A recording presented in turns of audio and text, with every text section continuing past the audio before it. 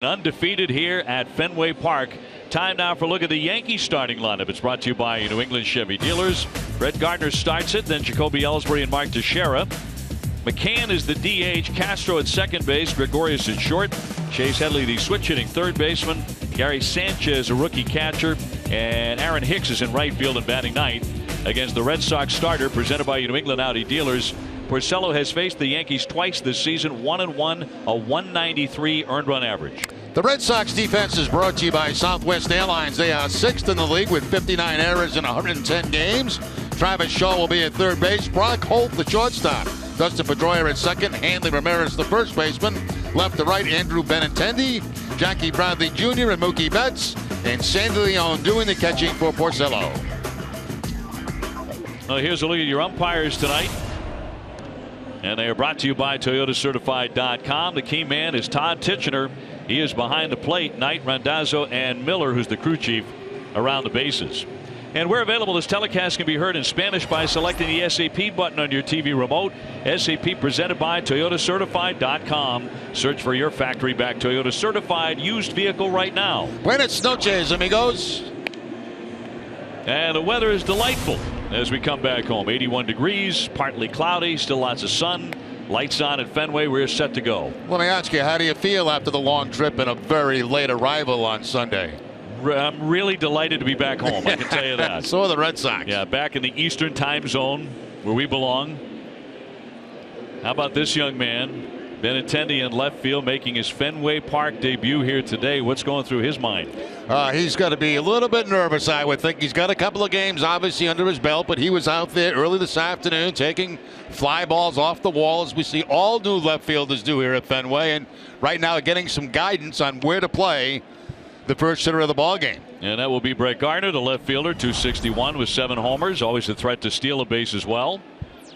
Shaw is in against the bunt at third base, and Porcello ready to pitch for his 15th win of the season. That would tie his career high if he gets it. And it's in there for a strike, and we are underway.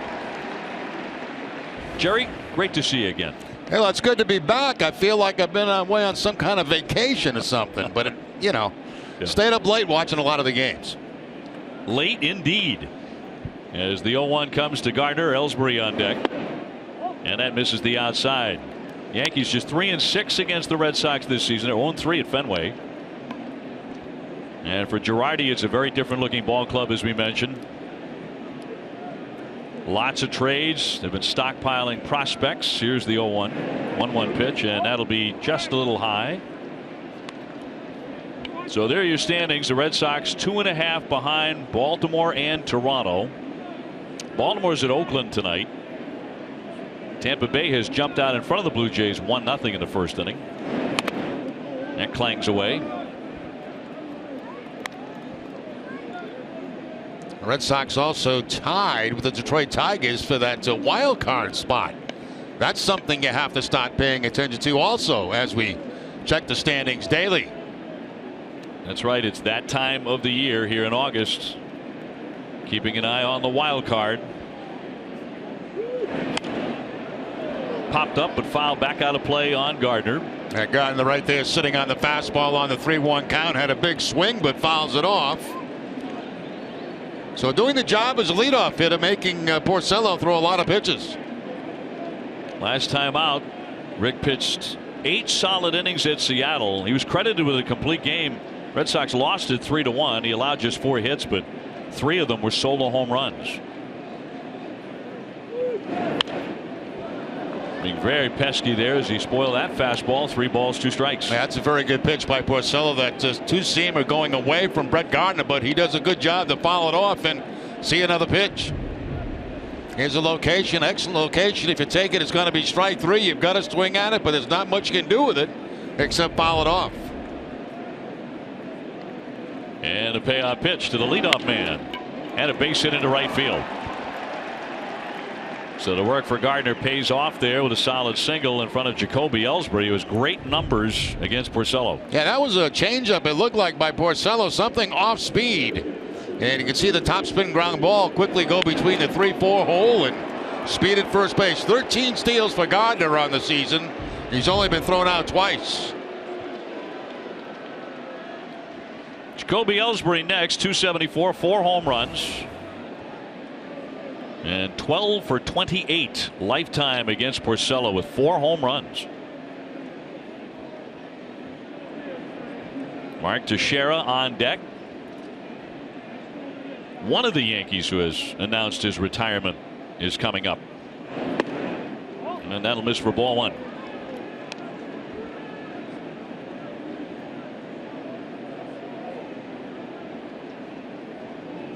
Now the 4 home runs that Jacoby Ellsbury has against Rick Porcello, the most he has against any single pitcher. Pops that one up down the line. Benintendi heading to that side fence, but it's up into the crowd. We watched him getting a lot of work in with Ruben Amaro in the pregame today up against the Green Monster. Yeah, prior to the game, and we see this all the time with new left fielders coming into Fenway Park, and this will go on pretty much every home game the rest of the season. A lot of different things out there. Obviously, the ball off the wall, that's not the only thing where Benintendi had to go for that last foul ball. It's also very difficult because there's no foul territory there. Just a little bit low. He did not get that call from Titchener. Yeah, that's a pitch that Porcello has to have. 2-seam fastball, got to keep trying to keep it down, get a ground ball. Could have been called a strike.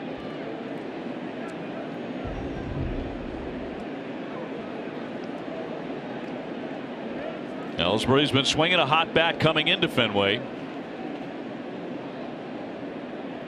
And the righty's 2-1 is loop foul out of play. Porcello on the road trip pitched very well. He also defeated the Angels with a complete game 5 hitter.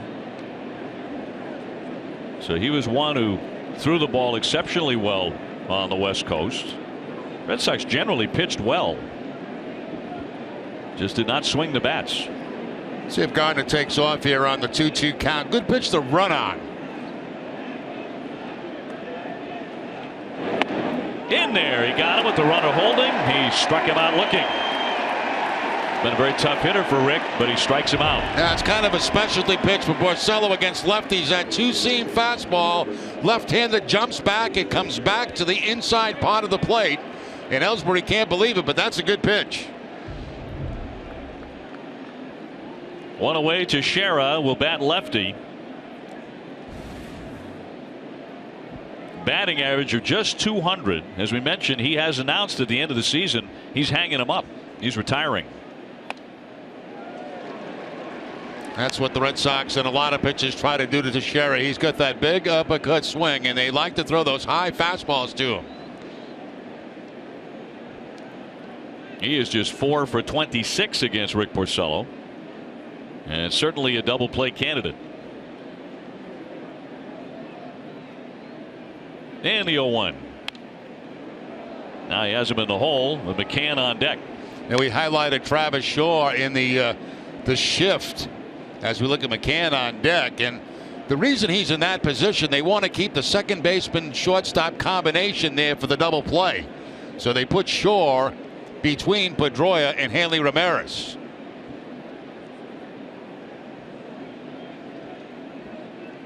Oh-2 swung on a high pop up into left. Benintendi there to creep in and put it away. And there are 2 down. And once again, when you look at that at bat for Teixeira, every pitch was up above the belt. And that's exactly what they want to try to do with him. So Porcello, known for his sinker ball, when he has to go up top with the cross seamer, he has the ability to do that. That's how he gets a lot of his strikeouts. That time he gets the fly ball out. McCann the DH this evening, 231 with 15 home runs and 44 runs driven in. So not a great year for the catcher DH. Gardner still glued to first base after that leadoff single. And a strike. Now you see the difference in the shift. They, without the double play situation, they move Pedroia back in the outfield grass now and move Shaw close to the second base. So without the double play in play right now, they shift the shift. 0-1. There goes the runner, and is swung on and fouled away. Gardner went headlong into second base, has to go back to first. Fans, be sure to stop by Plainridge Park Casino. Plainridge Park Casino is committed to supporting responsible gaming year-round. I do.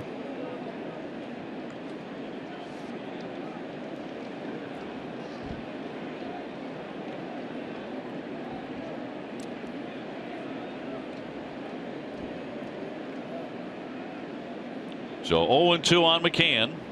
Fastball up and away. Gardner not running this time, and it swung on and missed. He blew him away with a fastball. One man left. It'll be Betts, Pedroia, Ortiz coming up. Site for deals. Betts is red hot. He'll be followed by Pedroia and David Ortiz. Hanley Ramirez, Jackie Bradley, and Travis Shaw. Brock Holt, and also Sandy Leon and Andrew Benintendi, who is in left field and hitting ninth. Severino on the mound, right-hander, 1-6 in ERA, over 6. Getting his first start in the majors since his demotion back in May. He also had a tricep strain, so he's battled back from some injury issues. Yeah, Red Sox today, you'll see a fastball, a lot of sliders, and also the changeup basically to left-handed hitters. 1-1, Mookie slashes at that one, fouls it away, carries in a 9-game hitting streak. Yeah, and that last fastball at 97 miles an hour from Severino. Mookie hit .372 on the road trip. He was alone a lot of the time as the Sox endured a near team-wide slump. 1-2 will miss.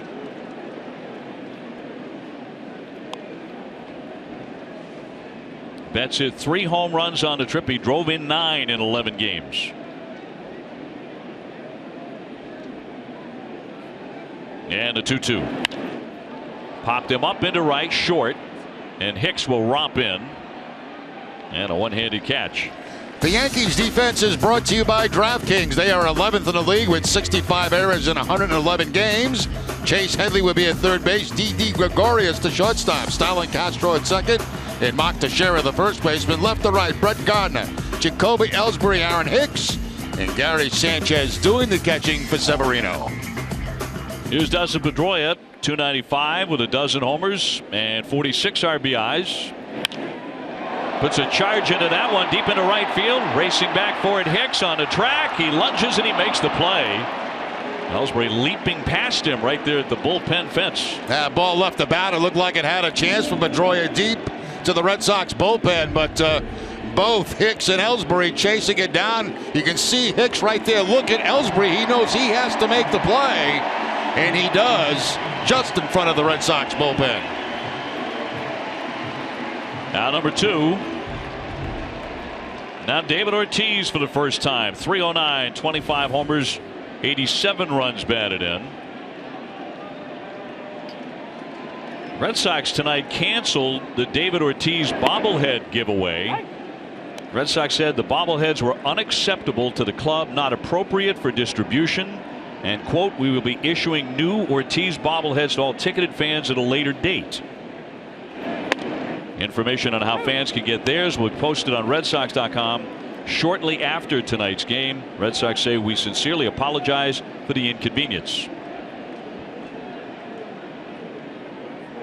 David with 528 home runs, and he's faced Severino only 5 times.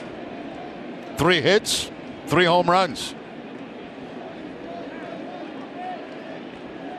And a 1-2 from the righty. Tried the corner and he missed. Tried the back door on that breaking ball. Tried to go to the outside corner, a pitch that Ortiz would quit on, but didn't quite pick up the corner. Ortiz has hit 5 of his home runs against the Yankees this season. 5 of the 25. 3-2. Well, look where Castro's playing at second base. I mean, can you play any deeper than that as a second baseman against David Ortiz? You play any deeper than that, you're a right fielder. Wow. How can you get a line drive between him and Aaron Hicks? The 22-year-old's 3-2 pitch. In on it to scoop, and Castro will get him to retire the side. So that'll be it. The Red Sox. from Kentucky taking in the game. All tanned up too. Looks like he's enjoying his off season, so to speak. He's had incredible success there at Kentucky. Looks good, man. He looks rested. Check him out in December. Shot into left center, well struck by Castro. Bradley's going to play this one off the wall. Here's the throw into second base and will not get him. He's got himself a double. He crushed it up against the center field fence. Yeah, well played out there by Bradley and Pedroia at second base, but this ball hit very hard. A fastball that's going to be to the outside part of the plate, but he hooks it a little bit towards center field. It's going to go off that wall. Now watch how quick Bradley gets the ball with the bare hand and gets it in. Gives Pedroia a chance. Tough hop, but too much speed from Castro. So he's down to second base. Gregorius next. 288, 13 homers, 49 runs batted in. And now the trainer and Girardi are going to come out and check on Castro. Something is up with him. Maybe on that slide. Could have been on the slide. We'll see. He looked like he's fooling with his ankle or his knee. It's knee.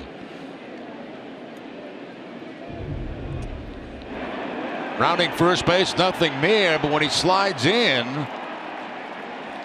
it had to happen there because it looked like he was running good. Well, apparently no big deal because they have quickly left the field. And Castro stays at second.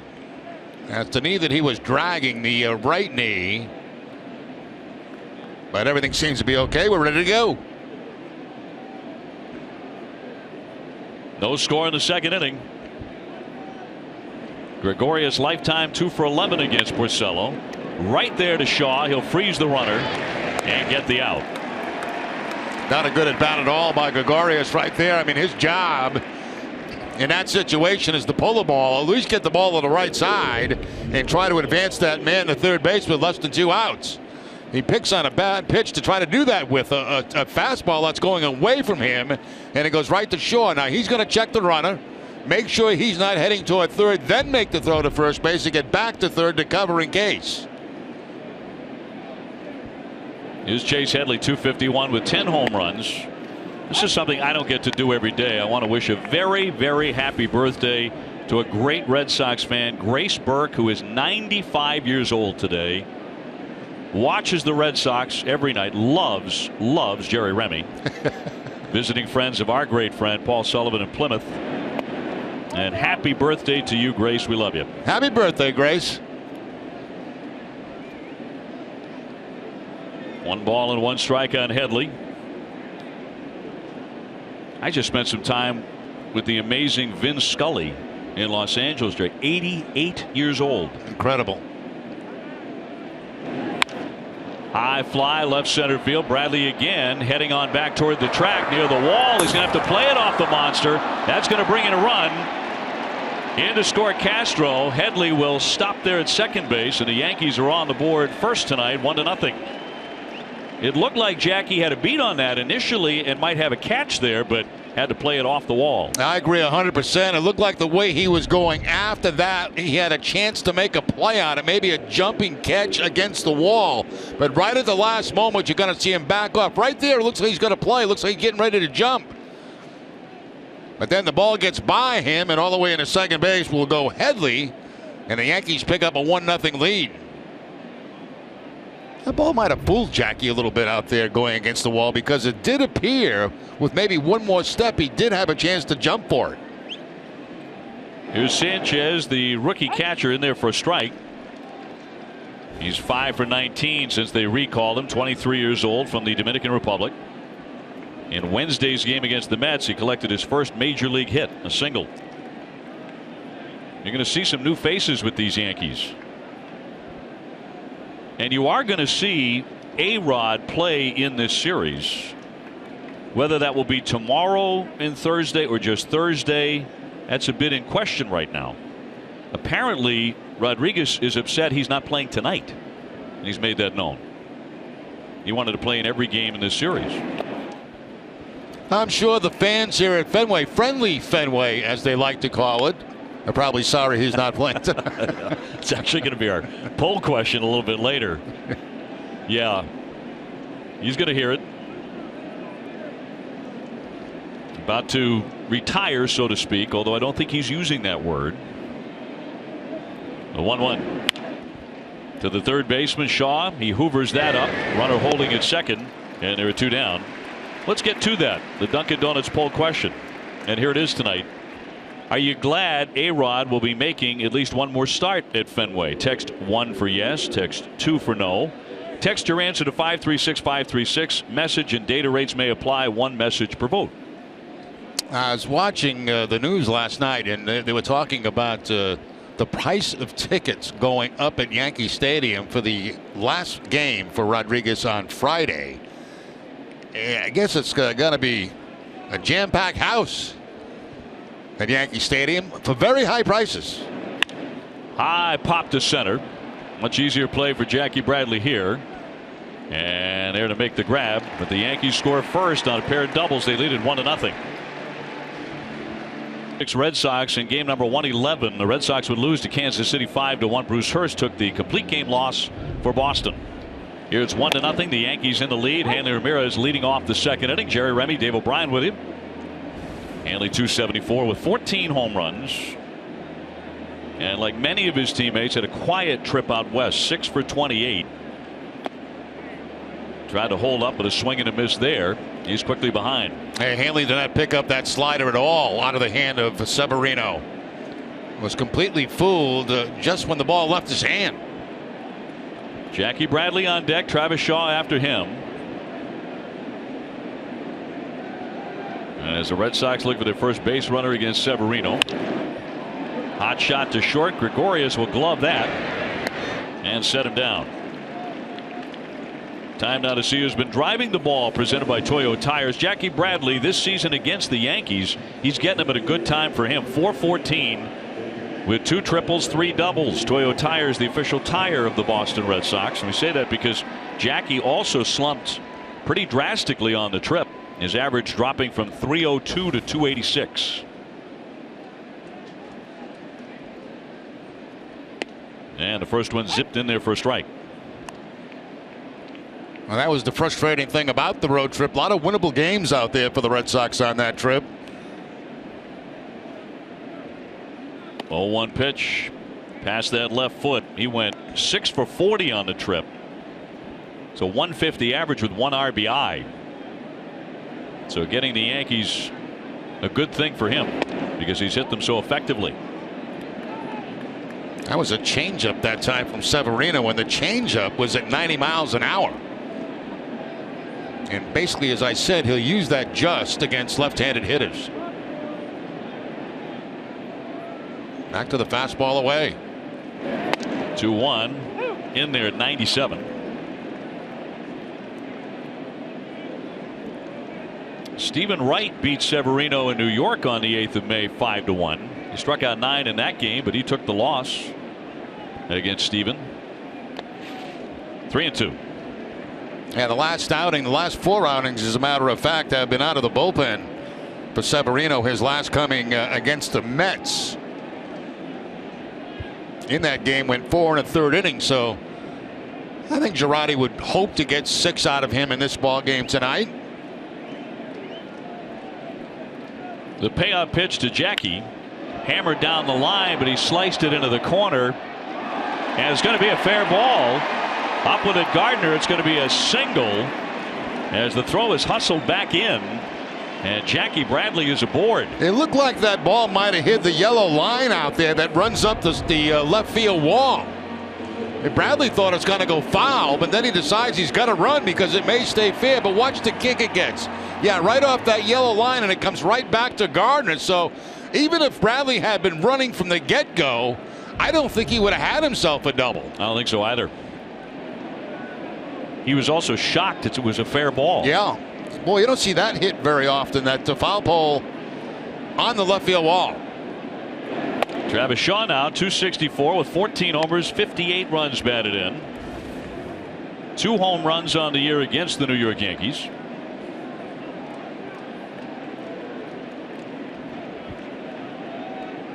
Red Sox with their first hit.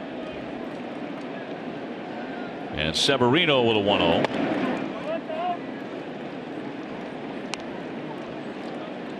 Travis paid a visit to Vin Scully's broadcast booth before Sunday's game along with David Ortiz. I asked him about it later. He said it was awesome. Vin broadcast Travis's dad Jeff's games when he was with the Dodgers, and he remembered him. Travis used to run around the outfield shagging fly balls at Dodger Stadium when he was a kid.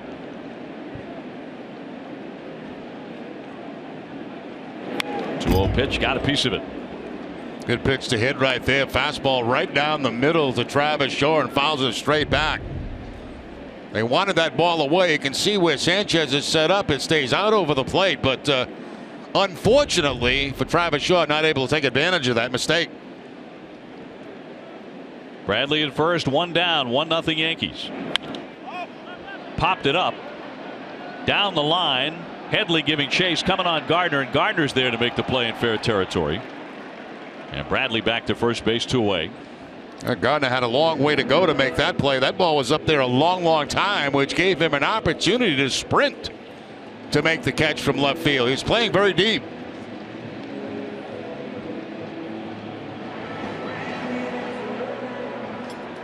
So Brock Holt will be next.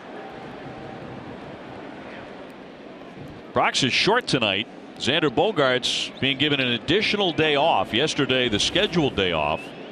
John Farrell wants him to have another day. Red Sox believe his swing's gotten a little bit tired. He's been lunging a lot, popping up a lot. He had a very tough time on the road trip. They want to get him restarted. Good idea. You know, it's these first couple of days back after the West Coast trip are always difficult. And anytime you can get Bogaerts an extra day, I think that's a good thing. 257, 5 home runs for Brock Holt, and time is called by the home plate ump Titchener. He made sure of it too. Yeah, what's happening is kind of weird thing happening out in left field. There were fans going in the scoreboard, and they've left this garage door open, and Gardner was trying to get the attention of the umpire to tell him that the door was left open. Now they're going to close it, and then we can play. He's going to go back in the scoreboard. Nicely done. Yep. He knew exactly where the button was. I do that at home. I catch you know what for leaving that garage door open. I get the same thing, and I don't get it. It's an innocent mistake, honey. Even when somebody's home, I get it. By the way, today's my 30th wedding anniversary. Congratulations. Thank you very much. In there for a strike. My wife Deb's at the ball game tonight with a couple of my kids. 30 years, huh? 30 years. They said it wouldn't last. That's because you're never home. That's what she says. You're never home. We've actually been married like 8 years, given the actual time with each other in each other's company. But she's the best and huge Sox fan. Comes to probably about 40 games, 45 games a year. Really? Yeah. Loves it. In there for a called strike. She's very nice. Had a chance to meet her obviously a few times, but had a chance to really chat with her a lot at the McCartney concert. Yeah, we had a great time with you guys at the show. You had seen it before. It was a first for us. Blew us away. 0-2 in there for called strike 3. So that'll do it. Red Sox will lead 1, still 1-0 Yankees. Young ran the bases aggressively again today, and they said that they're hopeful to get him in a rehab assignment either tomorrow or the following day sometime this week. The plan will be for him to be in the outfield for 5 innings, followed by him DHing. And John Farrell also had an update on Josh Rutledge, and he said that they'll be getting updated information on him later today, as well as Blake Swihart. And guys, he said at this point it's likely that Swihart will need surgery. Okay, Garrett, thank you very much. Gardner in there and taking a strike. He singled in the first inning. Yankees ahead 1-0. I think this ball club has missed Chris Young. They certainly have. And, you know, Dave, there's nothing worse than what Garrett reports being on the Sabre list as a player. I mean, there's nothing you can do to help the ball club. You just feel awkward. Every day you come in, how you feeling. You know, you get kind of tired of that. High fly, left center, and that one heading for the wall. That catches the green. Very top of that ledge out there. The smaller ledge. It's going to be 2 bases, and Gardner's 2 for 2. That is 3 Yankee doubles over the last 2 innings against Porcello. It's a good approach here by Gardner. You know, they want to go inside with that fastball, but it leaks to the outside part of the plate. And Gardner does not try to pull it. He takes it the other way off the top of the scoreboard. So, yeah, you're right. A lot of doubles, 3 doubles in the ball game. So, plenty of men in scoring position early for the Yankees. DraftKings is the official one-day fantasy baseball partner of the Red Sox. Experience the thrill of playing at DraftKings now. Play free daily using the promo code NESSON at DraftKings.com. It's now a guy who's been a nemesis of Rick Porcello's, although Rick got him on strikes in the first inning, caught him looking. Jacoby Ellsbury, who came in having racked up hits 12 times in his last 29 at-bats. Little flare here toward left. Here comes Benintendi on the run, and he'll put it away. Gardner freezing at second base. Well, we've seen it happen a couple of times to the Yankees. They have not been able to advance that man at second base. The last time it didn't matter because they scored him on a double. But Ellsbury flying out to left field and not advancing Gardner. Yankees right now 56 and 55. They are 7 games back. They're 11th in the American League in runs scored, and 13th in home runs. That's unusual. And particularly in that ballpark. Teixeira has hit 10, but he's hitting under 200, 199.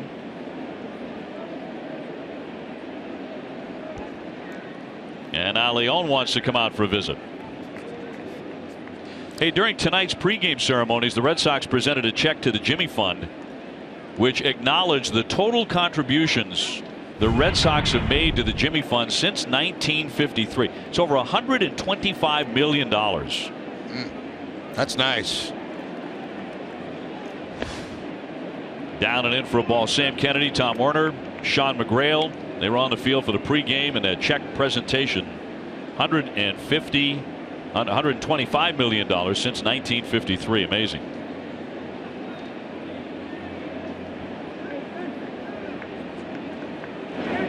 1-0 breaking ball swatted at and missed. Okay, you look back to the last time up. It's been 2 breaking balls to start off Teixeira and this at bat. The last time up it was fastballs and all elevated. Upstairs for the strike. Upstairs again for the foul ball. And upstairs again for the out. Porcello does not throw. Gardner, very speedy, of course. 13 stolen bases.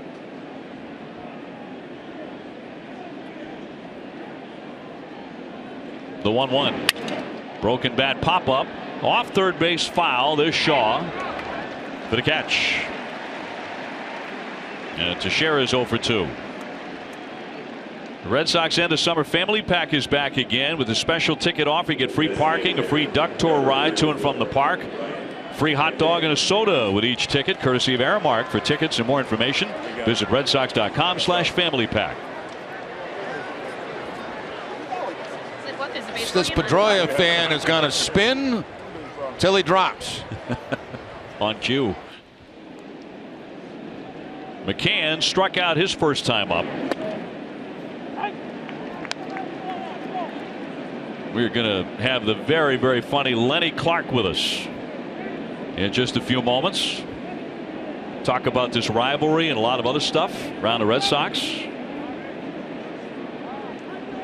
Talk about the young players on this team as that one is inside for a ball. Problem with Lenny is he has a tough time getting his words out. I mean, you know, it's if you just get him going a little bit, he's all right. Bring him out of his shell. Yeah. Yeah. Very shy, Lenny Clark. That'll miss. 2-1. Brett Gardner at second base. Yankees here for 3, and then Arizona is here for 3. And the Red Sox are right back on the road again.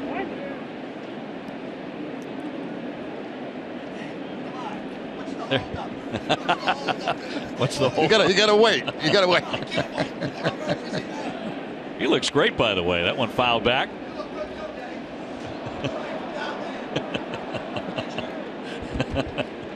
Two balls and 2 strikes on McCann. 15 home runs to the catcher in DH.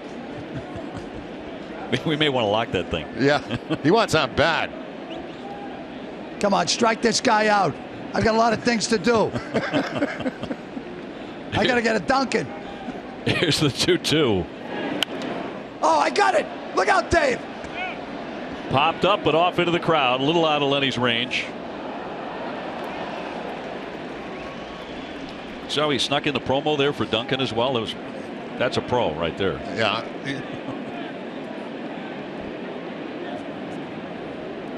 I think we've killed his mic. I feel a strike. I feel a strike coming right now, Jerry. You go ahead and call it, Lenny. All right. Slide up. Oh, look, he stepped out. Now he's going to change it up. Maybe I'm talking too loud. Can they hear me down there? They can hear you in Cambridge.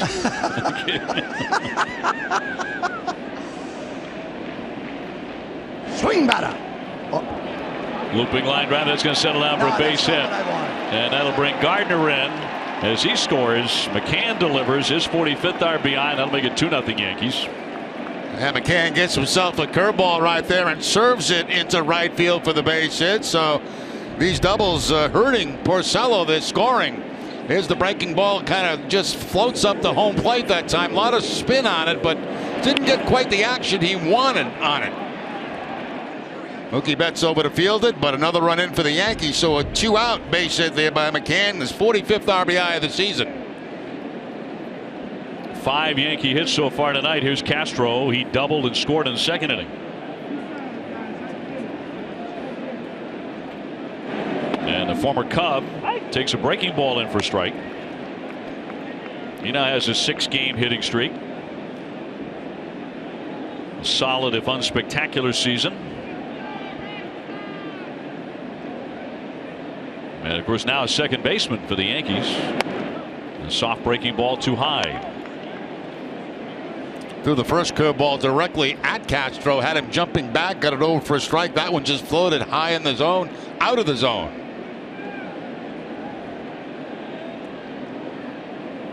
Two down and a run in, and a big cut and a miss. Something you don't see very often. Porcello throwing 3 straight curveballs. And this last one, a very, very good one, down and away. That's the kind of action he wants to see on his breaking ball right there.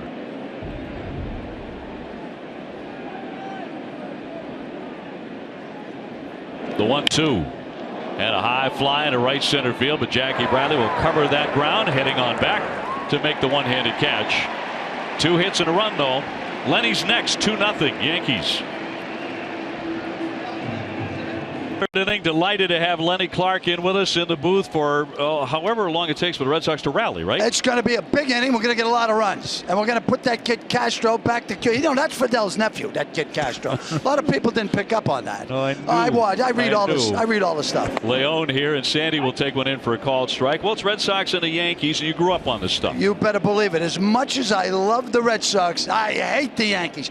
You know, I have a friend of mine that said the other day, you know, hate is such a strong word. And I go, yeah, that fits. I hate the Yankees. I hate everything about him. And where's A-Rod? I was told there'd be an A-Rod sighting tonight. Yeah. You know, I was down at Ortiz's time, down at the in the Dominican Republic, and I had to auction off a lunch date with A-Rod, and it wasn't getting any money. So I said, "How about the girl he's with?" I mean, I think we had 15 grand. Very attractive girl. Who was that? Do you have any idea? No, I don't know. Probably better off we don't. Yeah. I don't know if she spoke English, but very cute. 2-1, chop foul off first base. Well, what do you think about the young kids? I mean, I know how you follow the Red Sox every single day. Yep. Benintendi on deck. I love him. Yeah, we're seeing him for the first time at Fenway here. Right. I think he's going to be a great ball player. And you know, everyone. I mean, this is a great team. You know, look, we're only 2.5 out, and we're ahead of the Yankees. Listen, I don't care what happens, as long as we beat them. You know, and Jacoby Ellsbury strikes out. I couldn't have been happier. You know, you don't want to be here. Go to New York. Swing and a miss, and Sandy Leone is retired, 1 away as Severino continues to work with that slider and that fastball. Benintendi next. You know, Lenny, you talk about the rivalry throughout the years. As we look at Benintendi, his family, as they're getting ready for the... Isn't this exciting? Yeah, that's a nice moment. Yeah. Now, you know, we show that. And we talk about that. He's got to get a hit now. I hope so. Because, I mean, they get the cameras out. We get the family, you know. This is not. They're not going to be a good drive home. Come on. We had 3 just the other day. Of course, he went 3 for 4 at Dodger Stadium and stole his first base, drove in his first run. So he's taking care of all those firsts very quickly.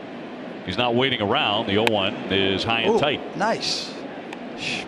97. Wow. 97-98. He can bring it.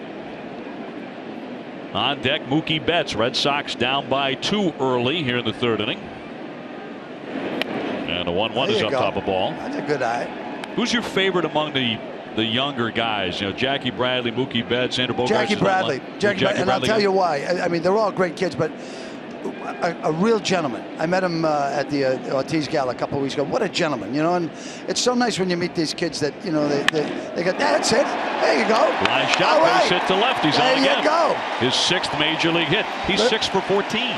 This kid's a little something for the parents. Look at the parents. Look how happy they are. That's a great feeling. You know, that first time up at Fenway Park, your legs are shaking, believe me, when you get in the batter's box. And, you know, it's his first appearance in a Red Sox uniform here at home. Slaps that base hit to the opposite field. What a feeling that is for a young player. And to have his parents here and family to watch it, that is special. You know, when I pitched here, my legs were shaking, but I was drinking. And it was a softball game for the veterans. And we ended in a tie. Yeah, I pitched against Tony V. It's Mookie Betts, and he'll take a strike. I was going to ask you. Yeah. You've been a Yankee Red Sox follower for years and years. They talk about A-Rod being maybe the most hated Yankee that has ever come to Fenway Park. You agree with that? Or do you find some other people? I'd have to say yeah, I really do, because look at, we almost signed it. Oh, look at, get it, struck left center field, racing back is Ellsbury looking for the wall. It's off the green. That's it. Go, baby, go, bring him home. Come home. He'll stop at third base. All right, stop at third base. I would have went home. You know, I would have went home. Your parents are here. Come on, let's go. 2nd and 3rd for Dustin Pedroia. Well, it looked like it was going to be a home run when it left the bat. That ball's down below the knees, almost ankle high, and Betts is able to lift it high off that left field wall. I thought it was going to be out of here when he made contact, but it just misses about halfway up the wall. Ellsbury plays it, and Butterfield playing it safe at third base. 2 men in scoring position, down by 2 runs with the 1 out. You know, Jerry, I missed the old park without the padding on the wall when the guys would run into it and knock themselves out, and then you could get a couple extra. But then again, our guys needed no one needed more than Freddie Lynn. And you're a fan of unconscious ball players. That's if only on the opposing team. The opposing team. Our team, I want them up and playing. Come on, we're paying you good money. Stay awake. Come on, let's go. Pedroia 0 for 1. He has fly to right, 297 Petey. Lifetime hitter against the Yankees, and he takes one in there for a strike. You got to be a Pedroia guy through. Unbelievable. It's you know, this guy's a laser show. It's a laser show, Jerry. Yeah. Come on, see Petey. one right now. Oh, I would too. And Anaheim, he saved the Red Sox with that 3-run home run. That was a great. Oh my God, yes. 2 down in the 9th. He'll look at a pitch outside. So the count 1-1 on Pedroia, 1 man away, and 2 men in scoring position. Infield back, obviously, for the Yankees, protecting against the 2 runs being scored on a ground ball right now with the 1 out.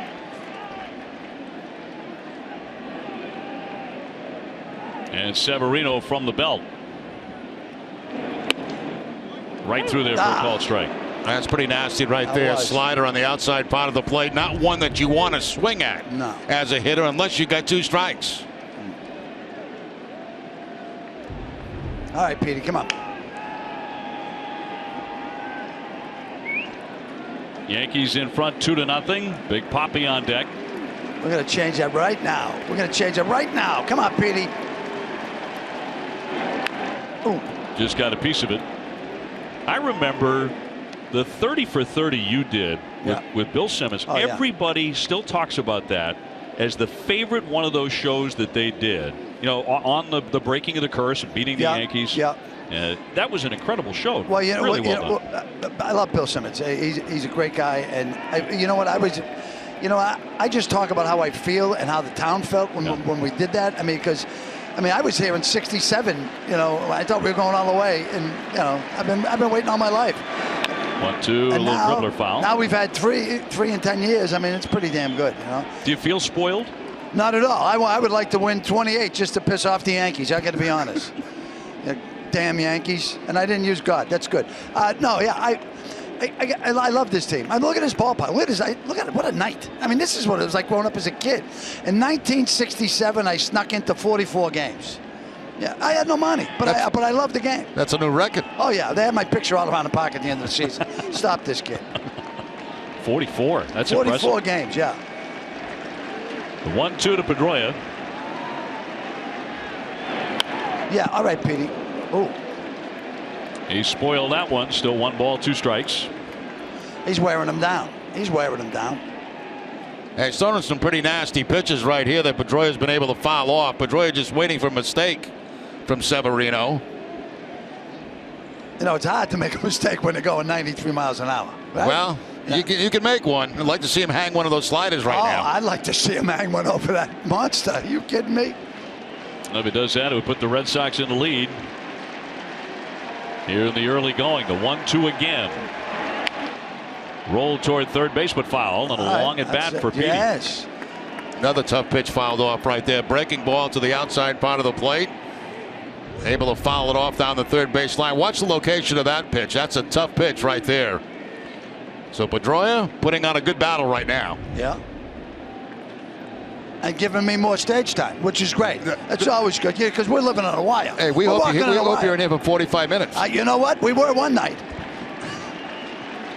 This is the 47th pitch by Severino.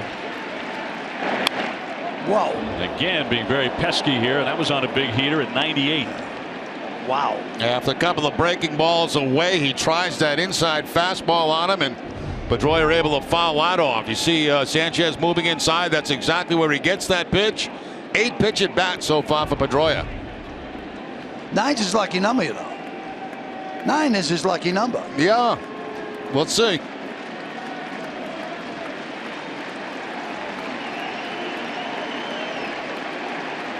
Benintendi at third base, Betts at second, so excellent speed out there. Here's the 1-2.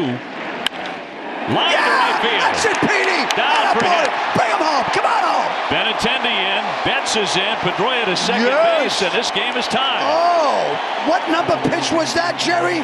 What number was that? Was 9. I'll tell you what an at bat that was for Pedroia. Fantastic. Love that kid. He fouled off a number of very difficult pitches. He gets the fastball. This time it's away, and he shoots it to the opposite field. That is one great at bat by Dustin Pedroia. Fouled off a couple of breaking balls, fouled off an inside fastball. They try to go away to him, and gets the line drive to drive in 2 runs to the opposite field. Great at bat. Fantastic. And you know when you put a good at bat on right there. You know it. Pedroia with 2 RBIs to tie the game at 2 apiece, his 25th double of the season. And there's Poppy. It's Poppy's night, right? This was, yeah. Well, supposed to be. Supposed to be Poppy's night, and something went wrong. I'm not bringing it up. I'm not mentioning it. Red Sox have apologized for that, and everyone's going to get their bobbleheads eventually. When? I need it now. I sure. promised that bobblehead to a kid. At some point, you'll be able to deliver on that promise. All right. Now let's see. This will be interesting at this stage of the game. They're going to pitch to him, it looks like, but I would imagine they're going to try to get him to chase something. They got the shift on. Look at this. When you think of David Ortiz, Lenny, where do you put him in the pantheon of Red Sox players? Top 3, without a doubt. I mean, I love Poppy. I mean, I go down to his place in the Dominican every winter, and you know what he does as a ball player is amazing. As a human being, you know, aside from baseball, he's even more amazing. This guy has saved over 300 children with heart transplants. I mean, that's what his organization is all about. And him with the Mass General Hospital, they raise money and they do heart transplants for little kids. It's amazing. The guys are, and you don't hear about that. But I'll tell you, he's a great man. Him and his wife Tiffany, beautiful people. Down 2 strikes here. He's 0 for 1 tonight with a ground ball to second. He'll get time here from Titchener. David with 3 home runs and 6 at bats against Severino. Well, he's due. He's due for another one. Come on, Poppy. Pedroia at second. And he'll roll that one to Teixeira. He'll take it himself, and down to third base, Dustin Pedroia with 2 down. Poppy almost beat Teixeira on that one. You know, I was a little surprised on that because they had first base open, but they came right after him. But not with fastballs, with breaking balls that time, and eventually got the ground ball to first base. I think David would love to have that at bat back because I don't think he was expected to see many strikes in that at bat with first base open. So here comes Hanley. Hanley Ramirez 0 for 1. He's grounded out to short. Red Sox with a chance to leave this inning with the lead. Oh, we got to get the lead. That's what Lenny promised. That's right. Come on, Hanley. For God's sakes, step up. He is 0 for 6 lifetime against Severino. Then he's due. High fly down the right field line toward the pesky pole, but he pushed it foul. Is this, in your mind, without question, a playoff team? Yeah, without it. Yeah, I mean, a couple good breaks, and they'd be right in first place. I mean, only 2.5 out, and we've had. Listen, to be this close in the hunt at this late in the game, we're all right. We're okay. Home for 6. Here comes the 0-1 from the right-hander. Got jammed, and he fouled it back 0-2. It's just nice to have baseball back here, right? I mean, come on. We had Pearl Jam, James Taylor, Paul McCartney. Yeah. I went to see a ball game. I ended up watching Paul McCartney. What the hell is that all about? Come on, he can't hit. He's had a lot of hits. Oh, yeah, he has, but not with a bat in his hand. Eddie Vedder, different story. Eddie Vedder can swing the bat. Yes, he can. Here's the 0-2. Line foul again. Straighten that out, Hanley. Straighten that out. Yeah, that was a bad 0-2 pitch right there by Severino. He knows it, too. He got a fastball right down the middle to Ramirez. No balls, 2 strikes. They want to go away, but instead it leaks out over the plate, and Hanley fouls it off. Jerry, what do you think if I do my hair like that, like Hanley's? What do you think? I think you'd look great. I mean, I think years ago you lost all that weight. Now you need that kind of hair. Yeah, I think it would make my eyes pop. Go to the hair club. I'm going to that hair club for men. I'm going to get the Hanley extensions. I would pay to see that. Right? Oh, yeah. 0-2 into the dirt. Blocked down front of the plate by Sanchez. Get back. Oh, boy. Hey, I like his cleats. Those are very shiny cleats. That's a heck of a play by Sanchez right there. Watch Pedroia at third base because the ball bounces out front. He thinks he's got a chance. But no, he's got to get back. And you see him go back toward the line. You've got to do that as a base runner because if he makes that throw, you want the throw to hit you in the back. I don't want it to hit me at all. I want it to go out into the outfield, then I scoot back. That's why he's sitting up here.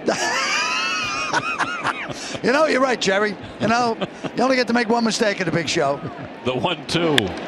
All right. Up the middle, and there's Castro. Castro. How'd you go see your Uncle Fidel? You'll take the tie. Thanks so much. I'll take the tie. Hey, listen, whatever I can, David, thank you. Thank you, sir. Thanks, Lenny. Jerry, great seeing you, pal. Lenny in the booth getting his Sox 2. We're tied 2 delivers in the clutch, and the Red Sox have knotted it up.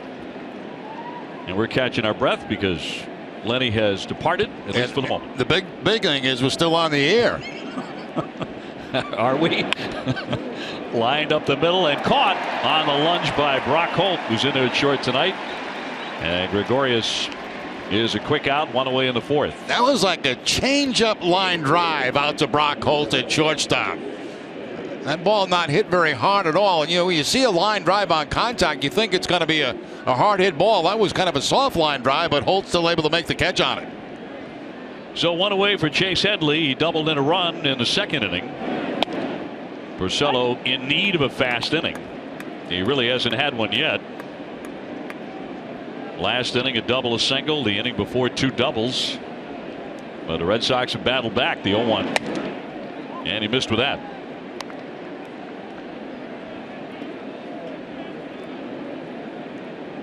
Porcello had one of the best games of his career against the Yankees last September 1st. Tagged into right. Betts makes the catch and a sinking line drive. I think initially Mookie thought that ball was deeper.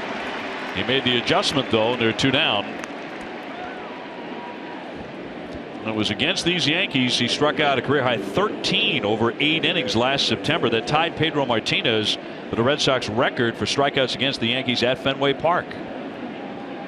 Red Sox season ticket holders experience the best seats, price, and benefits at Fenway. For information on becoming a season ticket holder, visit redsox.com/season tickets or call 877-RED SOX 9 today. Here's Sanchez. He takes a strike.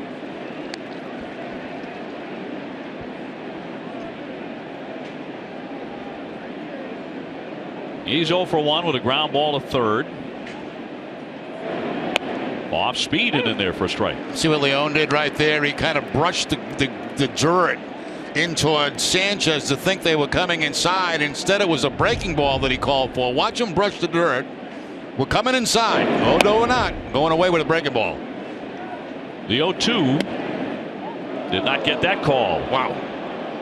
Very, very close. One of those two-seamers that he likes to throw to left-hand as it comes back. He tried it against a right-hander and just missed. Looking for a 1-2-3 inning. And he gets it. He blew him away with a high fastball. 1-2-3 they go. We're tied 2-2. Hampshire, some of my neighbors, had a great time there as Jackie Bradley will take a strike. He singled in the second inning.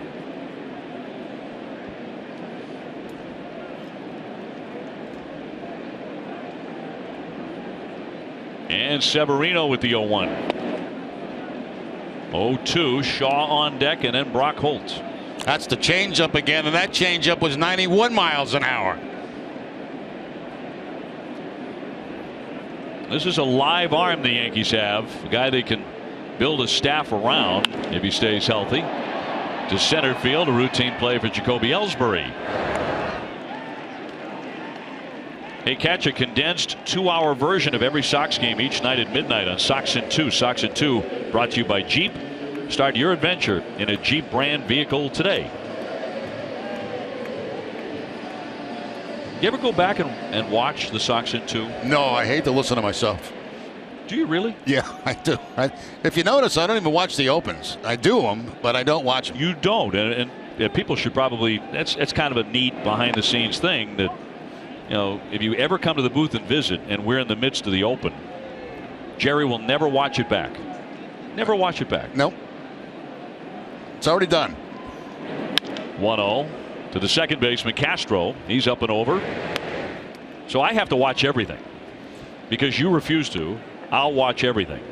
I know, and you let me know every time you come in too. I watched Sox in 2, and you were terrible last night. I know. I never say that. I never. Well, there was that game in April, but no, it's not true. It's absolutely never true. I will peek once in a while. I'll take a look. I'm going to watch the Lenny Clark thing.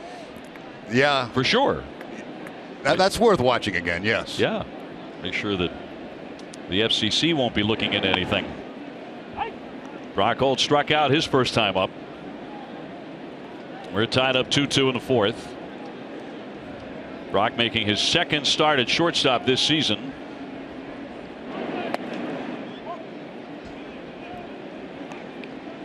If he reaches, Sandy Leon will bat. Red Sox tied it with a pair last inning. On a single and 2 doubles. The doubles by Betts and Pedroia. Xander Bogaerts resting tonight. He'll be back in there tomorrow. That's a little bit of a gift right there for Severino. That fastball down and away at 97, and it puts Holt in a very tough spot. Now 1-2. That ball looked to be outside and maybe a little bit low. Base is empty and the 1-2. High chop along third base, but a foul ball.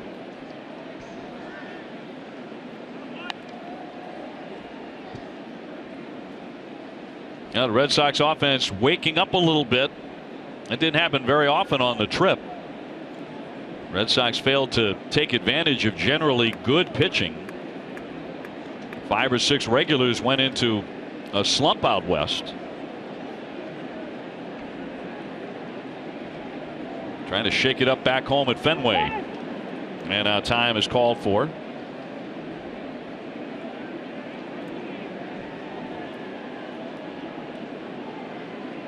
Severino taking a sign and a 1-2. Hit that pitch exactly where he wanted it. He shook off a number of signs. He wanted the slider on the outside part of the plate. That's exactly where he gets it. He made his pitch, but Holt's able to foul it off. Severino, just 22 years old, made his major league debut last year. He pitched very well too. He went 5-3, a 2.89 ERA, made 11 starts. His fastball averaged over 95 miles an hour. Made his major league debut against the Red Sox August 5th of last year at the age of 21. Here's the 2-2. Cut on and missed, and down he goes. 97 on the gun. The Red Sox go 1-2-3. Pirates A lot of big names, too, leaving the Bronx. That was a white flag for the Yankees. Run up, bunt popped up. Shaw can't get to it. Off the bat of Hicks, trying to bunt his way on to begin the 5th. Yeah, you know, I've always thought that you time your bunts on fastballs, and at that time it was a breaking ball, and I think it threw off the timing of Hicks. Trying to drop that ball down the third baseline, but watch him square around, and then it's the breaking ball, and I think that throws his timing off a little bit. You can see how he's creeping up. He might have even been out of the batter's box. May have been. The 0-1 from Porcello.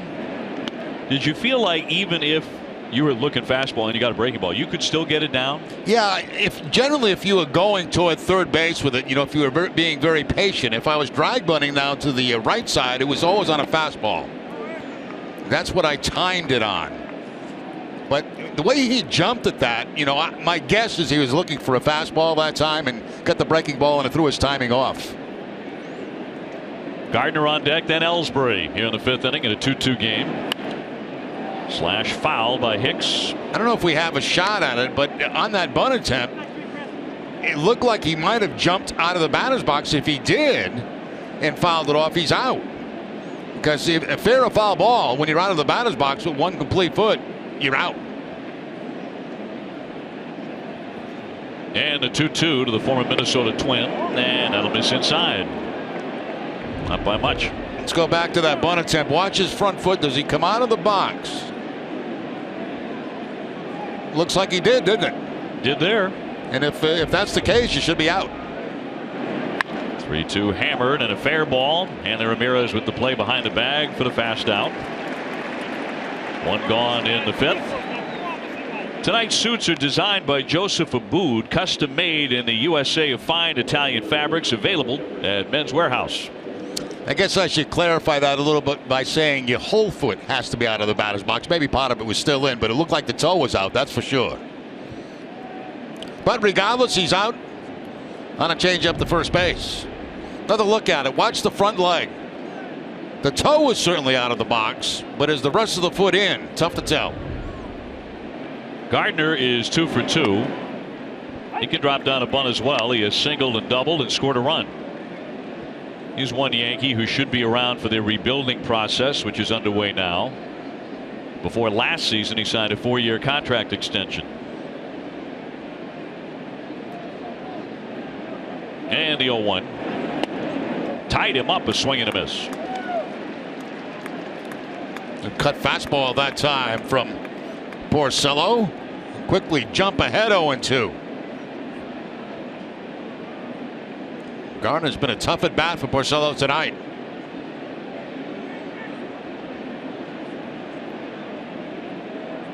The slender right-hander from New Jersey with a long look in. Two-seamer. The 0-2. And he struck him out with it. He'll send Gardner back to the bat rack, a strikeout victim. You know, that's the pitch we talk about with Porcello against left-handed hitters. Watch this ball come back to the corner. See the rotation on it, come back to the corner. We saw him to do it Ellsbury early in the game. He just did it to Gardner. You have a tendency, you think the ball's going to be inside, you jump away, and the ball is a comebacker. Arbella Insurance Foundation is the proud presenting sponsor of the WEEI Ness and Jimmy Fund Radio Telethon, dedicated to striking out cancer in kids. Arbella donates $50 for every strikeout by a Red Sox pitcher, up to $100,000. Arbella Insurance Foundation here for the Jimmy Fund, here for good. As Ellsbury gets in and takes a ball. He has struck out looking and flied to left.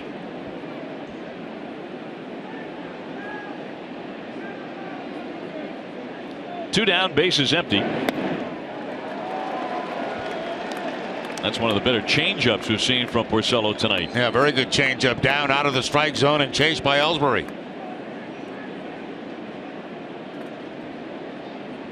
Back inside with the two-seamer.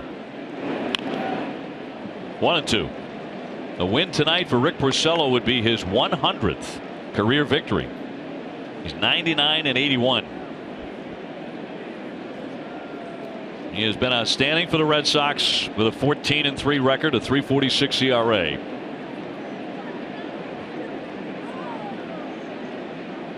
And a 1-2. Line but foul. Porcello got away with one there. That was supposed to be a fastball away. Instead, it stayed a little bit inside. Watch Leone set up outside, but watch where the pitch is. And Ellsbury pulling it foul.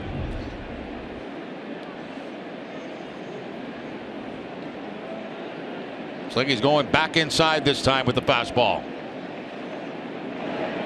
1-2 pitch and just a tad inside to make it 2-2. That's how we struck him out back in the first inning. Similar pitch. Red Sox have gone 16-6 in his starts this season. They've won 8 of the last 9 times he's been out there. They'll skip by everyone to the backstop and make it 3-2. He has not walked anybody, which is no surprise. Teixeira on deck. We're even up 2-2 in the 5th. And the 3-2. And inside for ball 4. So he has walked a man now, coming with 2 down in the 5th inning. So Ellsbury on with his 17 stolen bases. Ace Ticket, Boston's trusted source for Red Sox tickets, has the best seats at the lowest prices from bleachers to boxes. Visit aceticket.com or call 1-800-MY-SEATS. Teixeira just 4 for 28 lifetime against Porcello. 0 for 2 tonight. He's flying to left, pop to third. Here's where you really have a dilemma as a base stealer, and certainly Jacoby Ellsbury is that. You know, whether to go with a guy like Teixeira at the plate. There are 2 outs. You'd love to get in a scoring position for him.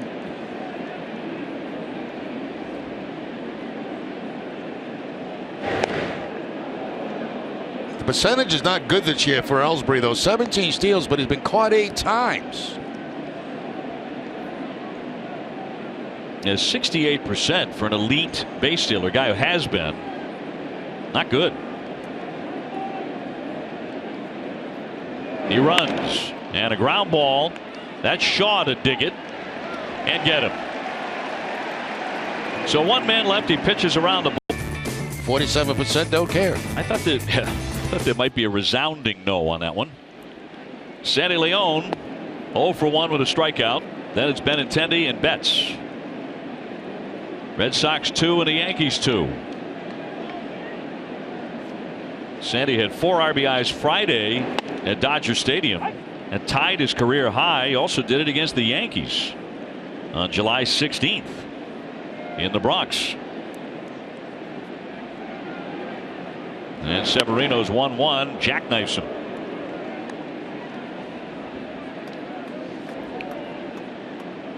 If you caught some of the pregame show, Garrett Austin was talking with Chili Davis, Red Sox hitting coach, about Andrew Benintendi and about his swing. And he has another hit tonight. Mom and Dad are here as that one scurries some folks inside the Red Sox dugout. When Chili Davis says something like, that's a 300 hitter swing, you pay attention to that. Yeah, and that's only after seeing the kid for what, a week? He is 6 for 14 at the major league level. And a 2-2. Hard hit, base hit down the line, maybe extra bases. Hicks has to slide, it gets by him. It rolls by him toward the bullpen. Leone taking off for third base. And he's going to reach standing up. Hicks tried to make a spectacular play, sliding feet first into the fence, and it got right past him. Yeah, it's certainly not Hicks's fault out there because it's going along the boards down that right field line, and what he's trying to do is just knock the ball down and keep it to a 2-base hit. You'll see him right here go into the slide to knock it down, but it gets by him. Once it does, that's going to be a guaranteed 3 for Sandy Leone, and only 3. Somebody faster, you might be thinking about it. Yeah. Inside the park home run. His second triple, though. Benintendi with an RBI chance. The infield is in. Nobody out, and he'll take ball 1. Now, what do you think of his swing so far? Well, I've just seen a few on TV, and of course the opposite field swing when Lenny Clark was in here, so it's hard for me to really judge, but I like that. High fly, deep center field, turning around Ellsbury, and that does. Off the wall. The run is in to score. Benintendi puts on the brakes at second base. The Red Sox have the lead, but did this actually get out of the park? I think it's a home run. I think that ball's going to be a home run. I think it hit right of the yellow line. Let's take a look. I think that's a home run. The umpires are going to get together on this boundary call. Oh, from that angle, it may not be. That's a different angle. That looks like it might have been to the left of the yellow line. Ruled on the field, a double, and the Red Sox leading 3-2. Benintendi with his third RBI of the season. You were saying at the crack of the bat, you're liking that swing a lot more every time. And home run. They are going to call it a home run. So here he comes. His first major league home run. He had to wait a little bit for it. But it'll be a 2-run homer against the Yankees at Fenway, and the Red Sox lead it 4-2.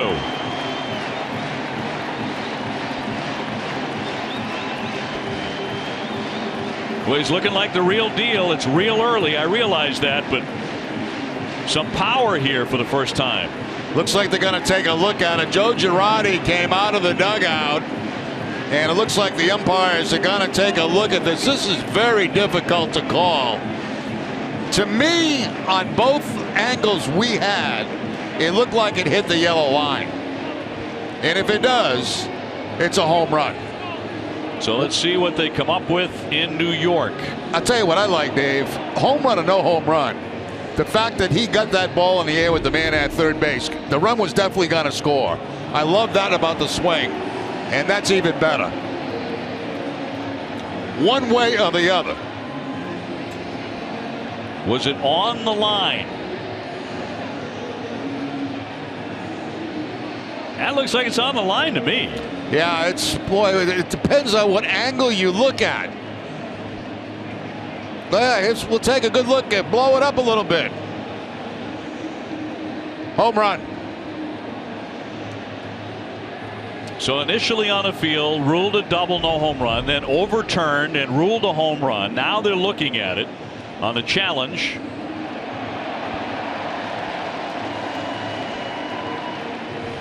And again, if it strikes that line, it's gone.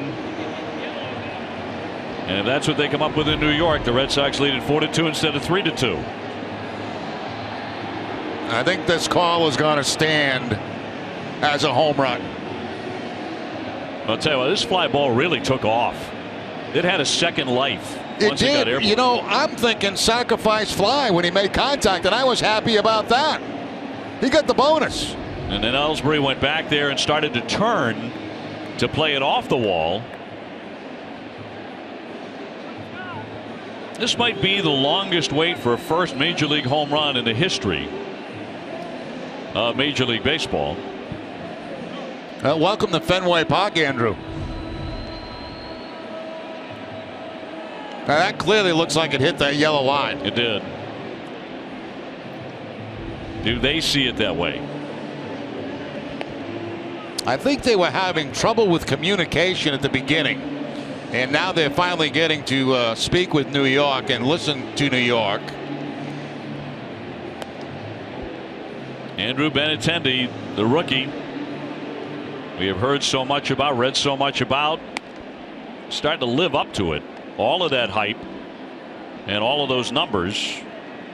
He went 3 for 4 Sunday at Dodger Stadium with 2 RBIs and a stolen base. His folks are here. He grew up in Cincinnati. He was a pitcher and an outfielder on his high school team. He was also a big-time scoring guard in basketball at Madera High. And he scored the most points in school history, almost 1,800 points. This is a long, long look at this. Now, this is a very difficult call. It always is here at Fenway. And, you know, there are certain angles we look at. To me, it's questionable. Others, it looks like a no-brainer. And Girardi went out and asked the crew chief, it's a crew chief review, to take a look at it. And here's the decision. Oh, they're going to send it back. It's going to be a double. So no home run. How unusual is this? Double? What angle are they looking at? Wow. See, Farrell wants to go out and argue, but he can't. Now, from that angle there, that's clearly got the yellow line, but there's a different look, and I think it's this one. That looks like maybe it's not a home run. That's the one we saw very, very early. So this takes a run off the board. Benintendi, after sitting for about 7 minutes, goes back out there. So no home run. That'll have to wait for another time, but he does have an RBI double to bring in Sandy Leon, and now the score goes back to 3-2. His first career double. And now Mookie Betts, he doubled his last time up. Severino had a long wait there as he throws down low, ball one. 1 for 2 for Mookie and a 10-game hitting streak. So Andrew Benintendi denied a home run, but he is halfway to the cycle tonight. Little dribbler and fouled away. And look who's in the bullpen. That's Tommy Lane, the former Red Sox left-hander, now picked up by the Yankees. He's loosening in their pen.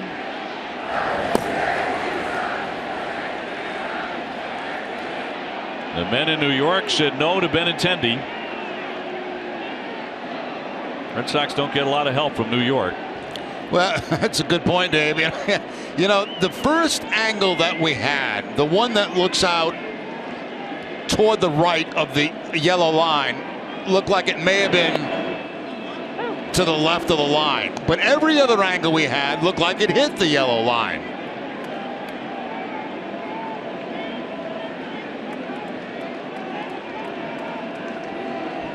Our guys in the truck have blown it up, taken a look, slowed it down, and they're of the same opinion that we are. That that was on the line, and therefore a home run.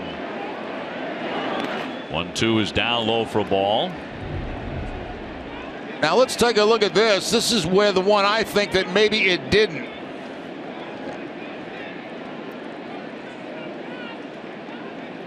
Now that one certainly looks like it hit the yellow line. Can we blow up that first one? Is that possible, Truck? We'll see. Nobody out. And a 2-2 to Mookie Betts is down and away.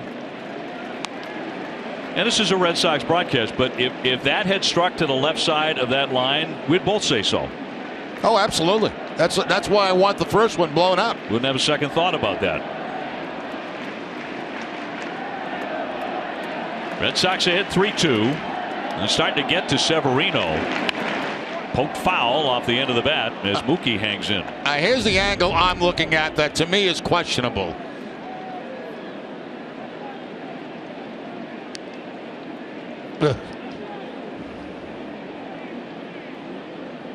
Well, to me, even the questionable one, I can't tell. From that angle, I can't tell. From every other angle, looks like a home run. Right. 3-2 up the middle and snagged by Severino. That'll hold a runner at second base.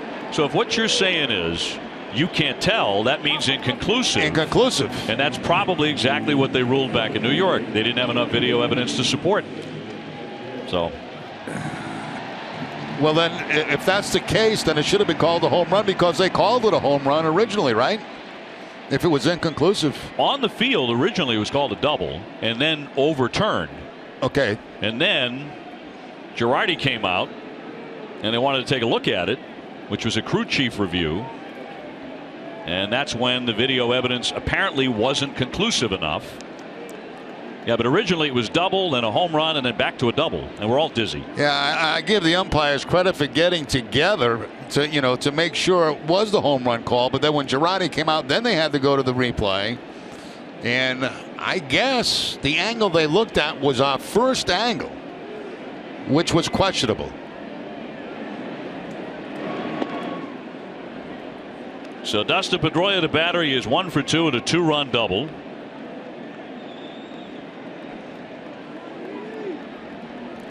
I'll tell you one thing they might have done on that play is check the baseball because there might have been some yellow paint on it. 2-0. I know I'm reaching right now, but yeah, that's the old-fashioned way. Yeah, I'm telling you. Go back and take a look. It's like when a guy gets hit on the foot. check for the shoe polish. If I'm like one of the Yankees in the outfield, I'm getting rid of that ball as quickly as possible. Yeah. So Benintendi there at second base with one away. Pedroia trying to build on a big night. David Ortiz on deck. Red Sox ahead 3-2. Tampa Bay has now gone out in front of Toronto 3-0 in the fifth. Baltimore plays in Oakland later tonight. And the Tigers play at Seattle a little bit later. And now Sanchez wants a mound visit. Sox fans looking for the best seats to the biggest games. Check out the official Red Sox ticket resale marketplace at RedSoxReplay.com. It's the best place for season ticket holders to sell their tickets when they can't make it to the game. We're one.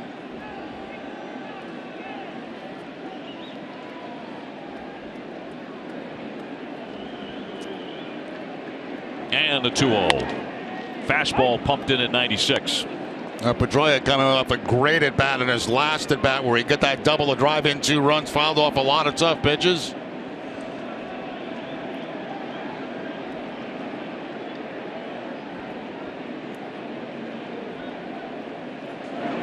Two-one, stroked into right center field toward the alley. Nobody there. It's down for a hit.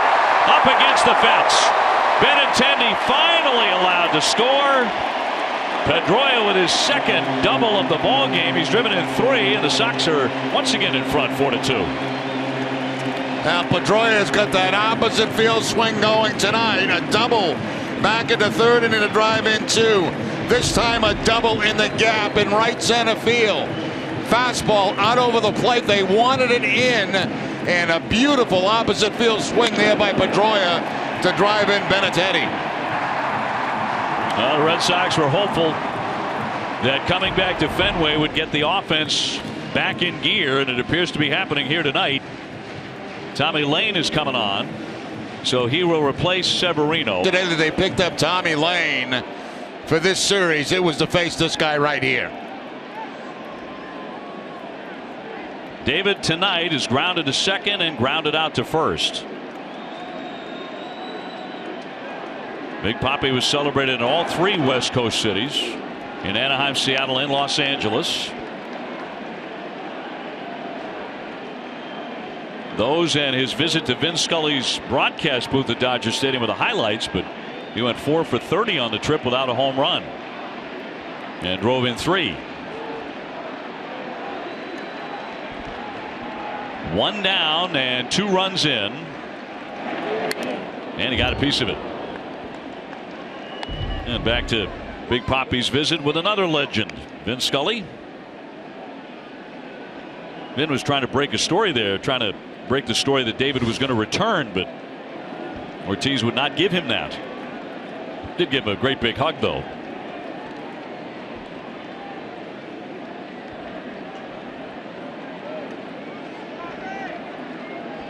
And the left-hander taking a sign from Sanchez.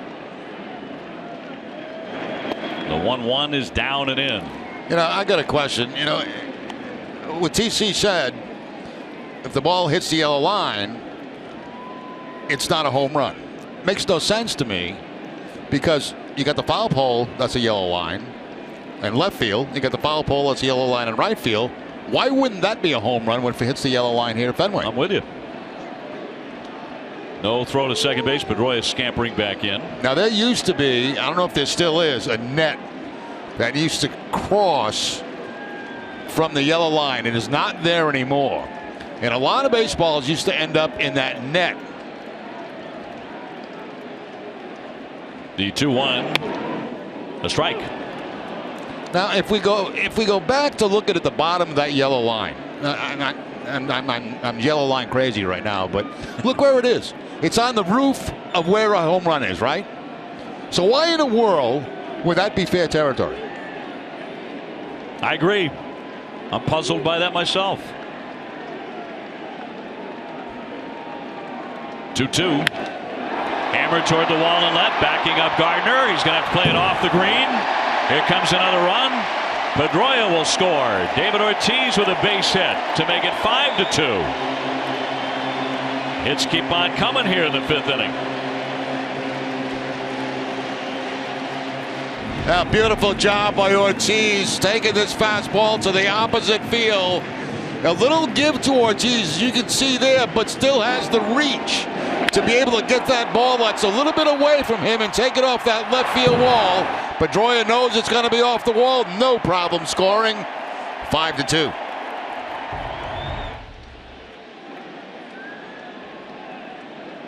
Here's Anthony Ramirez now. A grounder to short and a grounder to second. 88 RBIs and counting for David. Red Sox ahead 5-2. Charge that run to Severino.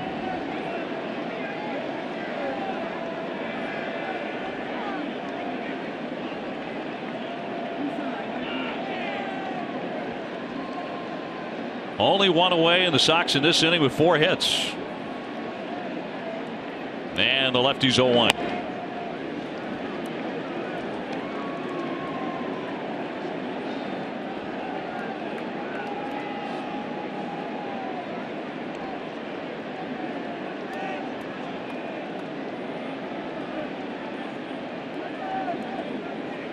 And Lane with a 1-1. He checked it.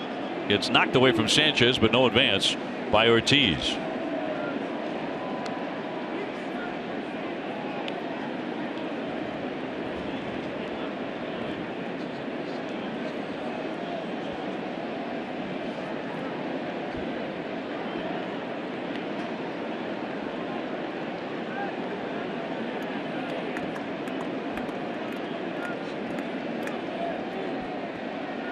Here's the 2-1. Line shot and caught by Headley.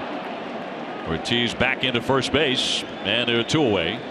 That ball hit so hard by Ramirez that Ortiz at first base didn't have a chance to get that far off the bag for the double up. There's a line shot right at Headley. He looks to first, but Ortiz really couldn't get that far off the bag.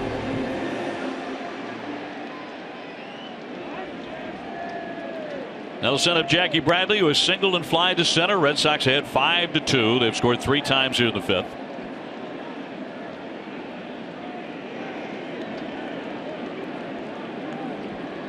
Jackie coming off a 6-for-40 road trip, but facing a team he has swung the bat very well against, and he'll take a strike. Travis Shaw would be next. It has to be a strange feeling for Tommy Lane to be in a ball game right now, facing his former ball club. First appearance as a New York Yankee. Swarzak warming in their bullpen. He looks like he's ready to go. And up top for a ball.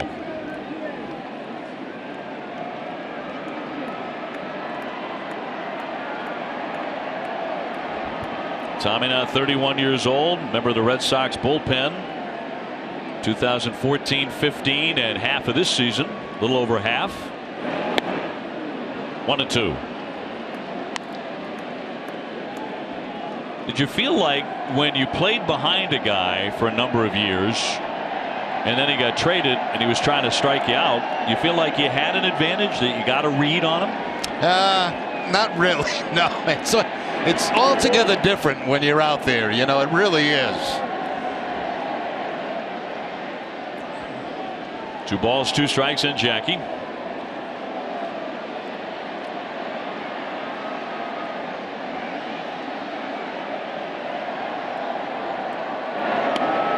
And that is in there for called strike 3. He caught him looking. The Red Sox do get 3 and take a 5-2 lead.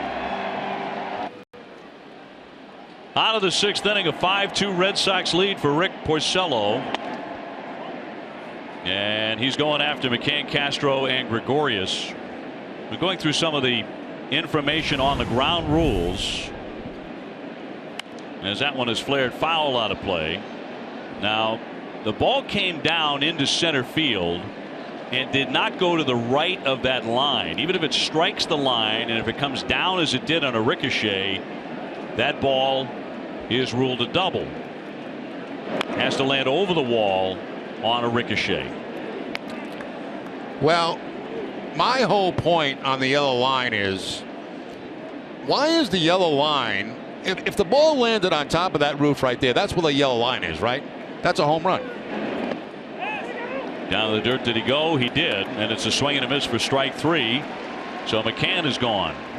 I mean, I'm not going to argue with rules that have probably been here 1,000 years, but the fact is, the yellow line, in my opinion, because of where it comes down, you can see the bottom of it right there.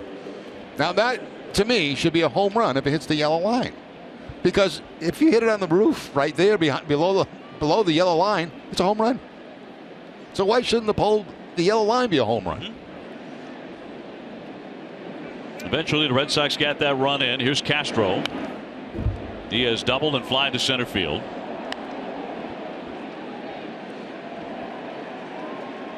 I must tell you that of all the games I've done here, I mean, when they used to have netting up there, it used to make it a lot easier to, the ball would hit into the net, and it would be obviously a home run. Comebacker, leaping play by Porcello. He fires to get him. 2 up, 2 down. How about that pitch to first base by Porcello? It was a sinker to Hanley Ramirez, and Hanley's able to handle it. At about 94. Yeah, he fired it over there, a two-seamer. Choom. I mean, Hanley has to go down and play. That's a heck of a sinker right there for Porcello. One of his better ones tonight, although he's really settled in over these last few innings. And going after Gregorius now, was grounded out and lined out. Chase Headley on deck. In there for a strike. 5 runs on 8 hits for the Sox, 2 runs on 5 hits for the Yankees.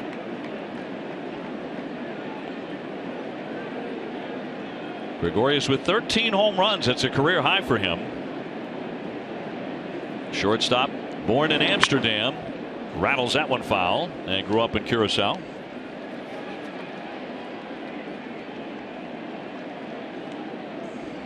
This is game 1 of a 3-game series. Game 2 tomorrow. Drew Pomerantz against Evaldi, and on Thursday, Stephen Wright against Pineda.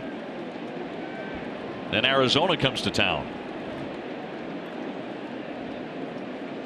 And the 0-2 on the way. Line shot to right. Betts there. Side retired. They go 1-2-3. Well, Dunkin' Donuts franchises are proud to give back to the communities in which they live and work. Thousands of kids have had a chance to catch a free Sox game thanks to Dunkin' Donuts. Tonight, we welcome the Braintree Community Youth Center to historic Fenway. Dunkin' Donuts committed to the community. Travis Shaw will lead it off here in the last half of the 6th inning. He breaks his bat on that ground ball. He has flied out and tapped to second. A lot of talk of yellow lines tonight here at Fenway Park. And a call on the field originally ruled a double and then changed to a home run and back to a double. I think the umpires were a little confused about that ground rule. And we certainly tried to clear it up as best we could. The 0-2 high fly ball, go off to right field. Hicks is back with room though and puts it away. Shop at Jordan's Furniture now and get a discount equal to twice the state sales tax and everything in the store. Visit Jordans.com for details. Yeah.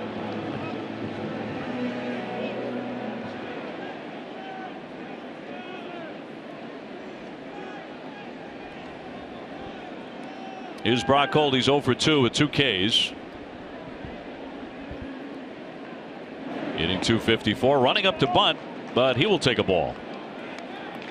It's like he was trying to drag that ball towards second base. Both Teixeira and Castro were deep, but now Teixeira comes in about even with the bag. 1 man away and right through there for a called strike at 85.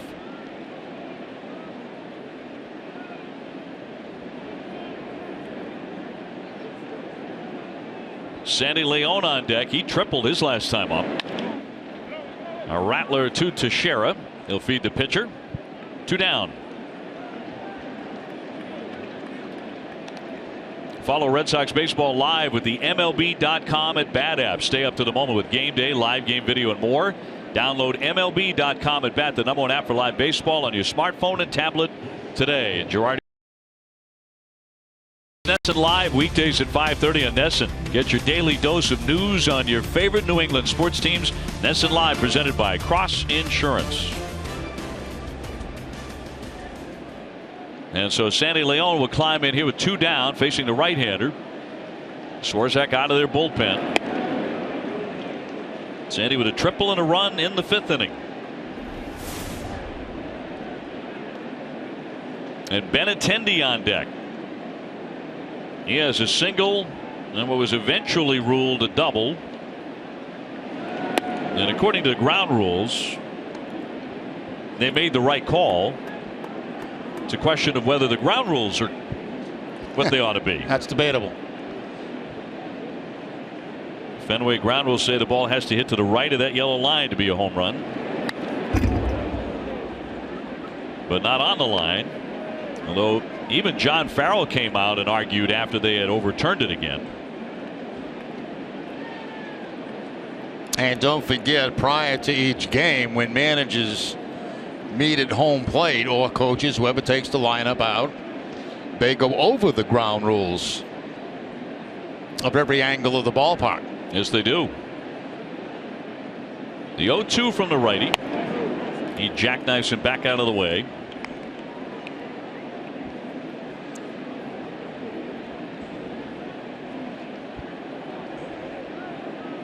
Sandy hitting .366 with 4 home runs. Nobody on base, 2 down in the 6th. Red Sox hopeful of gaining ground tonight. Didn't lose any ground on the West Coast swing. In terms of the division race, they did in the wild card race, though. Here's the 1-2. Foul back. And Boston trying to go to 12-0 in Rick Porcello's home starts. He has been a good luck charm for this Red Sox team at Fenway, that's for sure. And with a victory tonight for Rick, he would improve to 15-3. Long way to go yet. Swarzak with a 2-2. And he strikes him out looking. And the Red Sox go.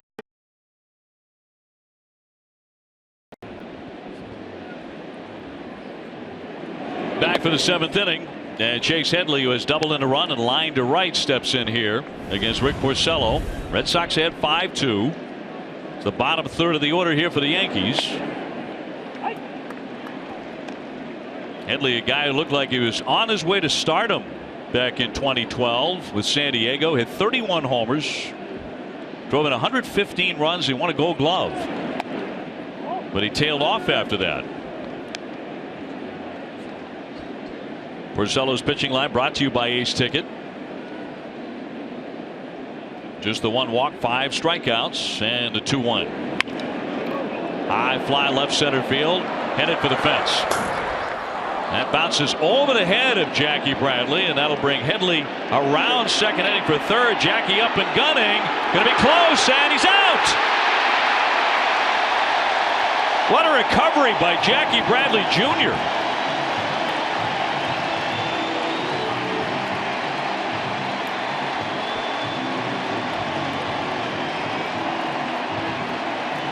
Well, this may get looked at, but what a great play by Bradley. That ball hitting the top of the line. The top of the line. Oh, wait a minute. We got a scrum going on here. There we go. Both of the dugouts are emptying here. Porcello and Headley were jawing back and forth, and both of the bullpens are going to empty as well. Some old-fashioned Red Sox-Yankees heat. Fire in the eyes of Chase Headley. It was him and Porcello who were going back and forth, I think. Yeah, I think it was too. You know, Headley's had a lot of success against Porcello in his career. And I just wonder, because I didn't see it happen. We were doing the replay, but I wonder if Porcello said something to Headley. Let's take another look. There's Headley getting up. Yeah, Porcello said something to him, and Headley said something back. So now Headley starts in that direction.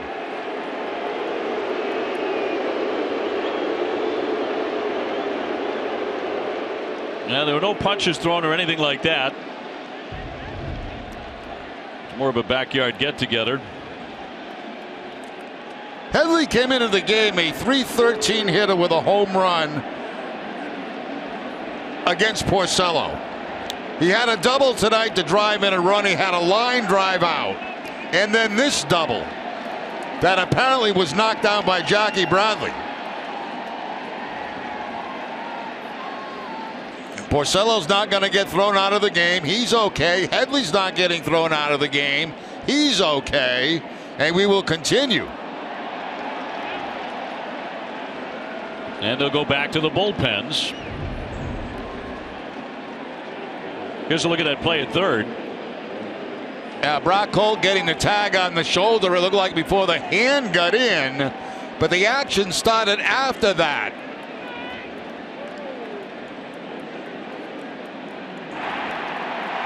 I wonder if it was on the second effort, actually.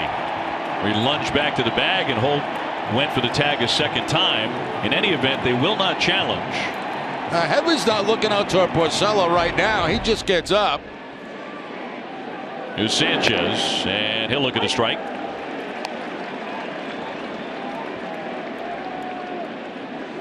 It's been a while since the benches have emptied in a Red Sox-Yankees rivalry. Yeah. Sanchez 0 for 2. Takes a pitch in the dirt. Red Sox ahead here 5-2. I mean, when we get an opportunity, can we just look at the play that Jackie Bradley just made? I mean, that was incredible. Porcello with a 1-1. And fouled back to that throw. Now watch this ball bounce on top and then all the way away from Jackie Bradley, who spins and gets rid of it as quickly as possible. Brock Holt doing the rest. What a great play by Bradley Jr. in center field. That ball hit the top of the scoreboard and carried way over his head.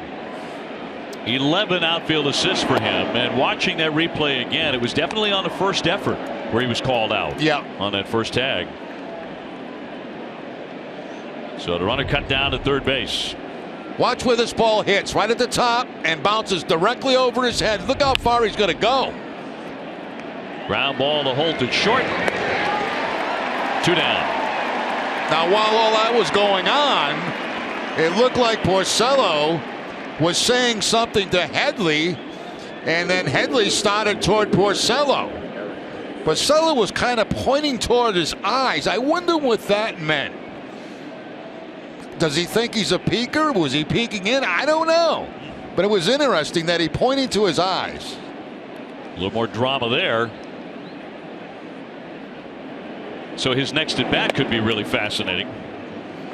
Watch Porcello in this scrum that's about to begin. See him point to his eyes? 1-0 pitch to Hicks will hit the corner. So that's what that tells you. He thinks he's peeking. It's just a guess on my part. It honestly is. If we can go back and look maybe at the pitch that he hit, we'll see if Headley maybe did anything like look back toward the catcher or look. I don't know. I mean, but it's strange that Porcello would say that, you know, pointing to his eyes. Let's take a look at the pitch. See if Headley does anything. Well, you see his eyes? Almost like he was looking for a shadow. I mean, I can't make this stuff up. 1-2. He lays off a pitch in the dirt. You know, the thing about the Jackie Bradley throw was, it was like his feet were off the ground. His momentum was carrying him toward right field. And it was a almost perfect peg on one bounce. Awful lot happened on that play. They carry over too. Bradley now shifting position with the count going to 3-2, sliding to his left. 3-2 pitch to Hicks. Dribbled toward the third baseman Shaw, and a bobble, and he will not have a play, so Hicks will be safe on a miscue by Travis Shaw. Yeah, this should have been the third out of the inning. Let's see if this hurts the Red Sox. The ball bounces up, and it looked like directly to the right of his glove. He had it lined up, but could not get the leather on it, all the leather. So it allows Gardner to hit after the error by Shaw. He has singled and doubled. He's also struck out looking.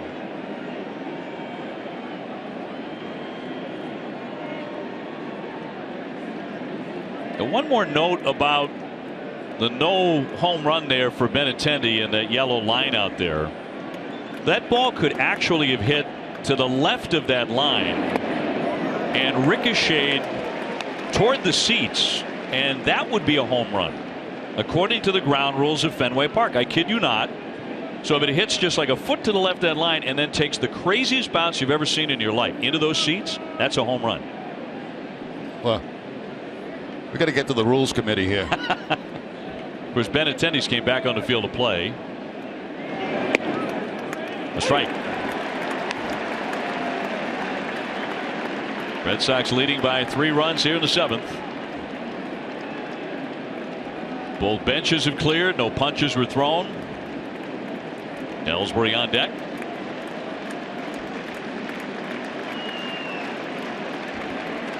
Hicks the runner at first base. And the 0-2. Base hit down the line. That's deep into the corner. Benintendi giving chase. He's going to play it off a bounce. They're going to wave the run in after initially he didn't see it. He didn't see the sign to come home. And Hicks put on the brakes and stopped at third base. Well, that's a break there for the Red Sox. The third base coach, made the decision to wave him home. Now, let's watch this. There's the slap down that left field line. Ball hit very well. Now, you see with the coaches, you can see the ball bounce, but the runner's not watching him. The runner is taking for granted that he was going to be stopped at third base. You got to run hard until you're stopped by the third base coach, so that cost the Yankees a run. We'll see if indeed it's a big break for the Red Sox. Take another look. Now watch the runner. He's not looking at the coach. He's stopping. And the coach is waving him home because it was bobbled out there in left field. And he would have scored. Ellsbury now 0 for 2 with a walk. He has struck out and flied out. As mentioned, very good numbers against Porcello, but Rick has really shut him down for the most part tonight. Now he has runners at second and third, 2 away.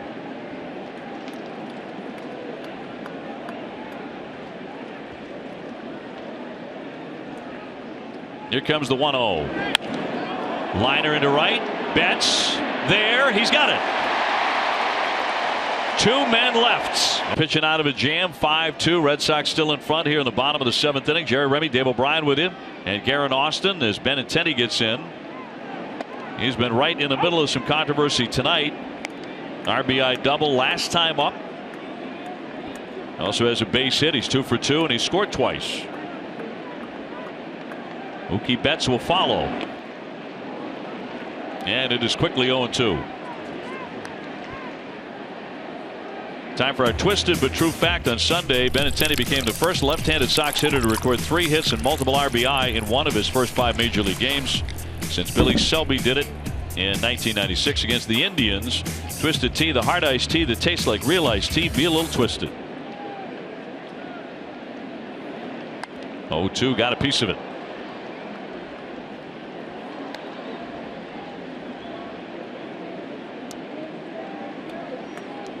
Swarzak, second man out of the bullpen after Tommy Lane, who's now a Yankee. Red Sox knocking the starter Severino out. And Benintendi played a very active role in that. The 0-2. 1 ball, 2 strikes.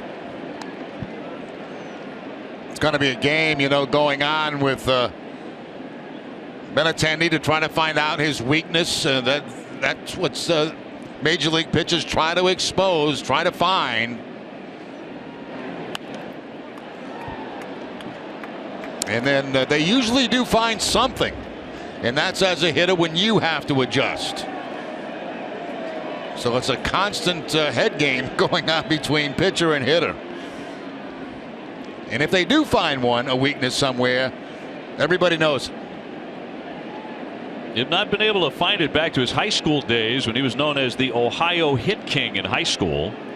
Then went to the University of Arkansas. That'll be inside, barely at 95 to square the count at 2-2. Good eye right there. That ball was very close to being a strike. He was named the top player in college baseball. He won the Golden Spikes Award while at Arkansas. Led the SEC with 20 homers. Knocked down by Teixeira. It rolls to Castro and will not be able to get him at first base. And Benintendi is on again.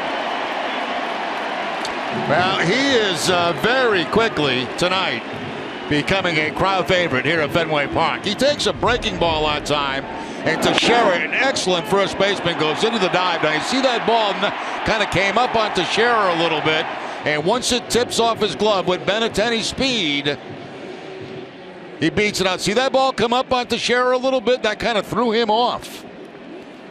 But that's going to be a base hit, his third of the night. Family loves it. Mom loves it. It's a second consecutive game. He's posted 3 hits. At the big league level, he's now 8 for 16. Mookie Betts takes a strike. Mookie's gone 1 for 3 with a double. Sox up to 9 hits on the night. 10-game hitting streak for Mookie, who is everywhere in the American League's top 10. Batting average, hits, RBIs, stolen bases, runs, doubles, slugging percentage, everywhere.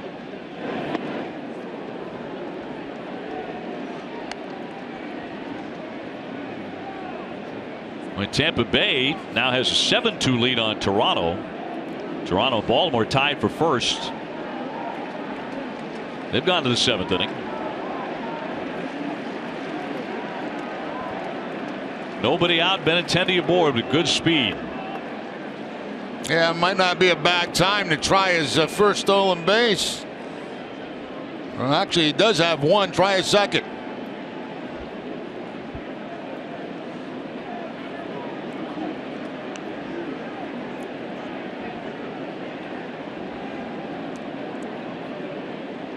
Swarzak with a 1-1 and drills it in there at 94 to make it 1-2.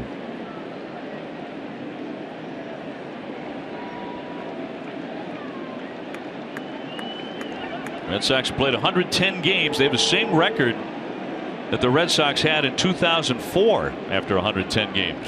That's 60-50. Popped him up, foul ground. Teixeira makes the grab for out number 1.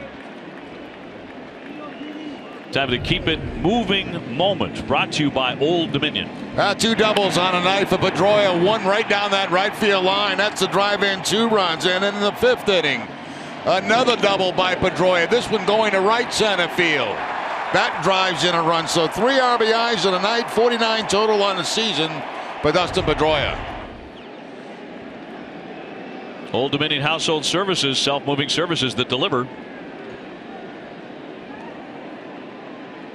1 man out. Benintendi holding, and it's ball 1 on Pedroia. And that pretty vicious foul ball off his left shin in Los Angeles, but he's bounced back after missing 1 game.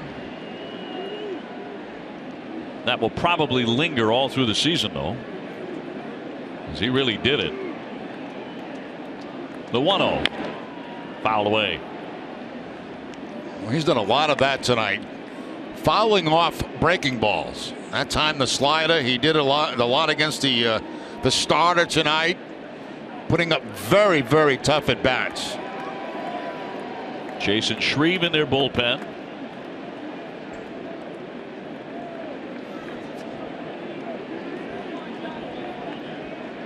With a man on and a man out, Benintendi back in.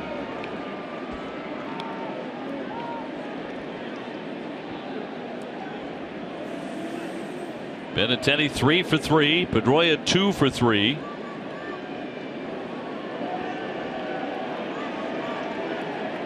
Red Sox looking for their 10th hit tonight. Cross for a called strike. Right at the hollow of the knee.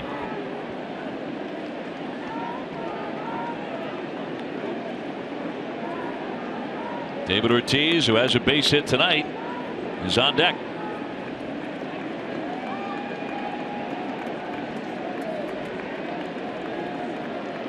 Here's the 1-2. Bounced up there. The runner goes. Here's the throw down to second base, and he is going to be out. Benintendi cut down. So Sanchez came up gunning after keeping it out in front of him. Well, you know, I like the aggressiveness, and I tell you why. When a ball hits the dirt like that, you know, you try to make the read at first base. You really do. If you see the ball's going to be down and hit the dirt, that's when you take off. And that's what he does. But it was a very good play by Sanchez behind the plate to get him at second base. Not a caught stealing. He was not running on the pitch. He is put out at second on the throw by Sanchez. So now the base is empty and 2 away for Pedroia. He pokes that one foul into the stands. Yeah, you see that practiced all the time in spring training where they'll have the pitching machine throw a ball to home plate, and if you read as a runner at first base that the ball's going to bounce before it goes to the catcher, you take off at second. But that was a very, very good play by Sanchez to catch it.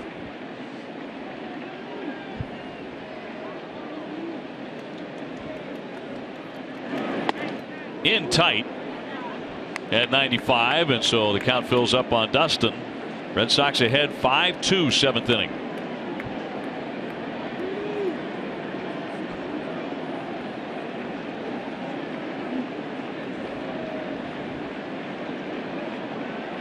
And a payoff pitch to the shortstop Gregorius. A big hop to him, but he'll get him and retire the side. That's all for the Red Sox. Still 5-2 Sox at the end of Porcello. 7 innings to this point, 7 hits and 2 earned, and back out there to take on Mark Teixeira. Porcello trying to go to 11-0 at Fenway. We'll see if he faces Chase Headley again. Torched into right. Betts back there with plenty of room though. Over the shoulder for the first out. And Teixeira is 0 for 4. Stay tuned for Red Sox Final presented by Plainridge Park Casino. TC and Jim Rice will preview Drew Pomeranz start against the Yankees. And Ziegler starting to get that submariner going. Into the 8th inning, a 5-2 Boston lead here in Game 1 against the Yankees. Red Sox are 3-0 this season against the Yankees at Fenway. Here's McCann. He is 1 for 3 with an RBI single. It has not been dull tonight here on Yawkey Way by any measure. It's been an exciting night at the ballpark, that's for sure. Fernando Abad now up as well in the Red Sox bullpen. Here comes Pedroia in on the ground ball from shallow right. 2 down. Time for a game break brought to you by Jordan's the Furniture Store, the Boston Red Sox, and here's TC.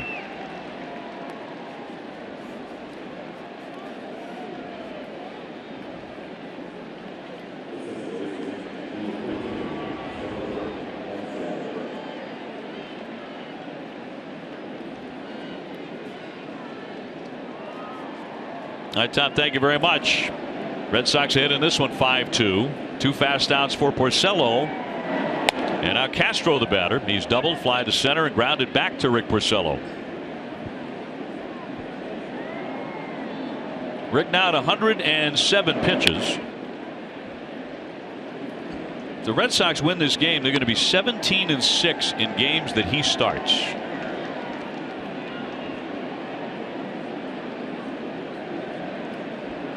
Red Sox are already 11-0 in games that he has started at Fenway Park, as that's off the end of the bat foul.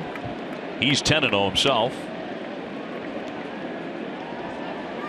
And he's going to make 2 starts on this homestand.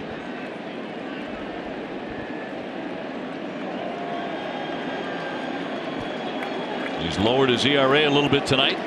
He's trying to make it a 1-2-3/8. Did he get him? He did. They appealed to the first base umpire, and Knight said yes. That's a swing and a miss on the curveball for strike 3. And if he's done, he steps aside with a 5 when you make a qualifying $3 merchandise purchase. David Ortiz leading off the back end of the 8th inning. Red Sox with a 5-2 lead.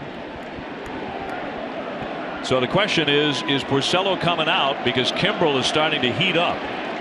Yeah, I think he is, Dave. I don't think he'd be smiling and laughing like that if he was still in the ball game. David Ortiz with a base hit last time. He's gone 1 for 3.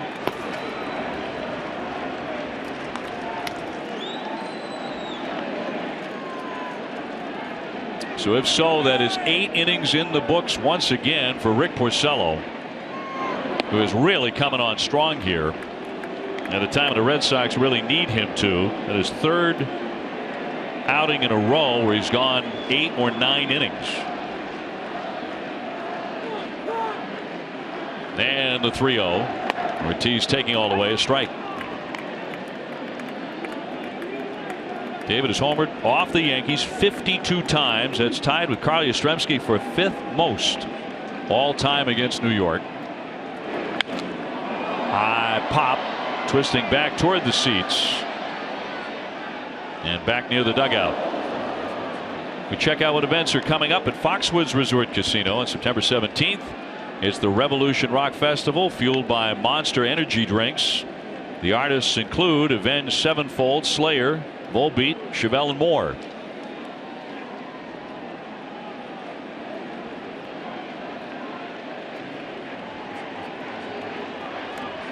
We've seen both benches clear tonight after words were exchanged between Porcello and Chase Headley. Broken bat, and he fouled it off himself. So David lost a bat and in a little bit of pain.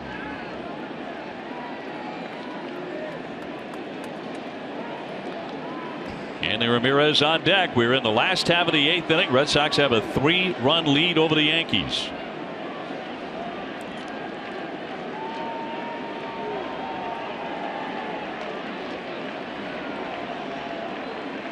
Sox coming home after a 5-6 road trip. It was a disappointing trip, no question about that. They were fortunate they did not lose ground in the division race. Didn't gain an inch, but didn't lose any.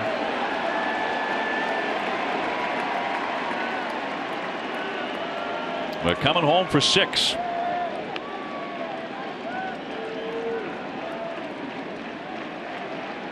The 3-2 pitch now to Big Papi. Drove in his 88th run earlier tonight. And down, and then he walked him. Let's take a look at Porcello's strikeouts on the night. Had 6 in a tremendous outing for him. There's that two-seam fastball on Jacoby Ellsbury. Fastball up and away to McCann, the 4-seamer. Another high fastball to Sanchez. 2-seamer to Gardner. That looked like it might have been a changeup that time. And then the breaking ball right there for his final strikeout of the night. Great effort tonight by Rick Porcello. Man on at first base for Hanley Ramirez, who's gone 0 for 3. 2 ground ball outs. He's also lined to left. Into the dirt for ball 1. So Kimbrel warming up. Should be set to go for the 9th inning against the Yankees. You'll be getting Gregorius, Headley, and Sanchez, scheduled hitters for New York.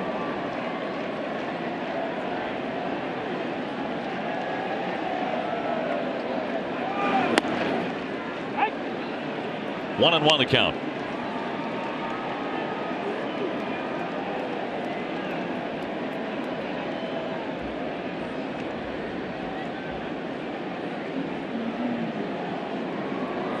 Well, we'll see how much A-Rod plays the rest of the series. The word was he was quite upset that he was not in the lineup tonight, as his career is about to close out on Friday. Fouled away. Hit wickedly. Fouled off to the right.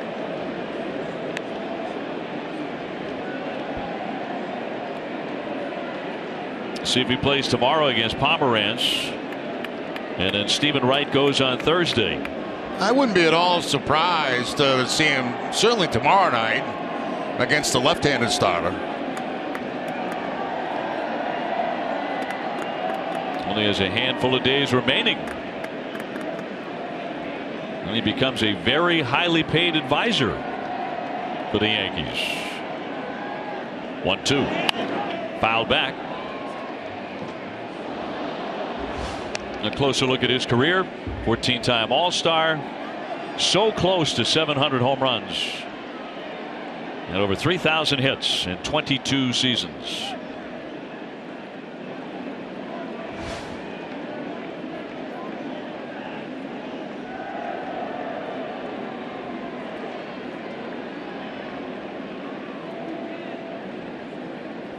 And a right-hander with a 1-2 pitch to Hanley Ramirez with nobody out. Gets a piece of that one. Hanley trying to tomahawk that high fastball on time, well out of the strike zone. Trying to get on top of it. I mean, this pitch is about eye high, if not higher.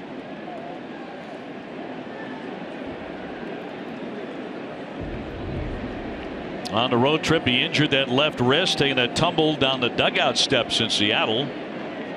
That was still bothering him the other day in Los Angeles. 1-2 coming. 2-2. And Jackie Bradley on deck. He's made the defensive play of this game. Taking one off the wall and firing into third base to cut down Chase Headley. That touched off the fireworks between Headley and Rick Porcello. Both benches emptied, both bullpens emptied. No punches were thrown.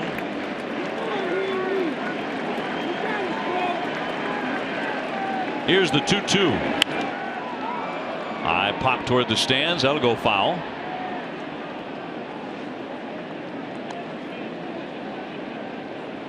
So a victory for Rick Porcello would make him 15-3 on the season. It would also be his 100th career win. He personally would move to 11-0 at Fenway.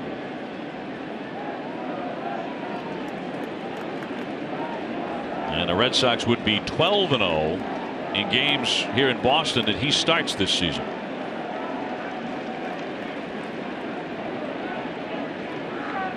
Very, very good again tonight.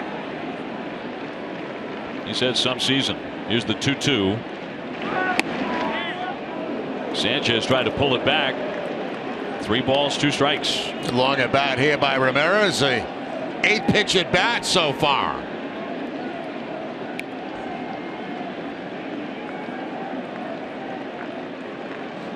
Ortiz on at first base.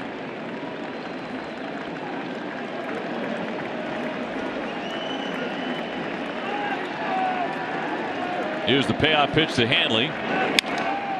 To the third baseman Headley. Plenty of time to get it down to second, on to first, and they turn to double play. 5, 4, 3, and 2 gone for the Sox in the 8th. Boston ahead 5-2. Time now for our tools of the trade, presented by DeWalt Flexible. It's the great play by Jackie Bradley Jr. Hits the top of the scoreboard. He tracks it all the way down. All in one motion, makes that throw to third base, and Brock Holt makes the tag. But Jackie Bradley Jr., that was his 11th assist of the season. DeWalt FlexVolt is the official power tool of the Boston Red Sox. And Joe Girardi will go to the bullpen again, and we'll be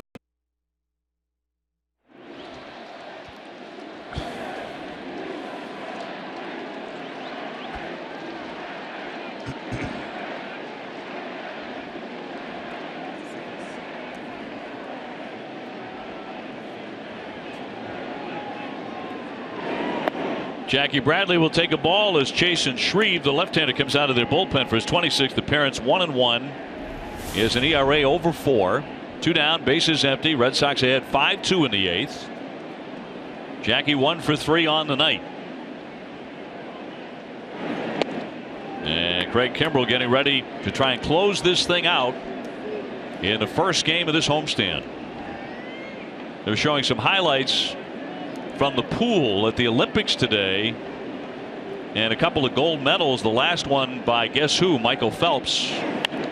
Fouled back out of play. Big cheers here at Fenway. Yeah, did you happen to see it last night at all? The dude that he was racing against was trying to intimidate him in the waiting area before the race started. Right. Shadow boxing. He was, like staring at Phelps, laughing at him, and all this stuff. And Phelps is just kind of serious. Well, he got him tonight. Tagged into left center field. Ellsbury on the move. Will run it down. Kind of stabbed at it, but he made the play. We go to the 9th. Red Sox 5 and the Yankees 2. saved this season. Everybody saves at Bob's, the only choice for untouchable furniture value. Available in store or at mybobs.com. So this would be save number 19 if Kimbrel gets it. Gregorius the first man in here in the 9th inning. He has gone 0 for 3 tonight. First fastball at 97 miles an hour from Kimbrel.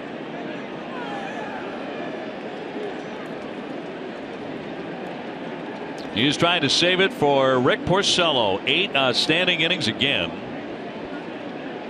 There were some fireworks tonight. The 0-1 made him dance. And that man on deck was part of those fireworks when both benches cleared. After his double in the 7th inning, he was cut down at third base on that outstanding play from Jackie Bradley. Then after that, there were some words exchanged between Headley and Porcello. A cut and a miss. There certainly were words coming from Headley.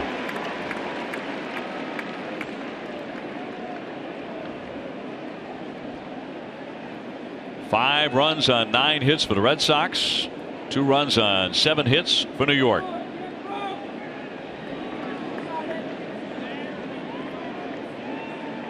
The 1-2 from Kimbrel and slap foul.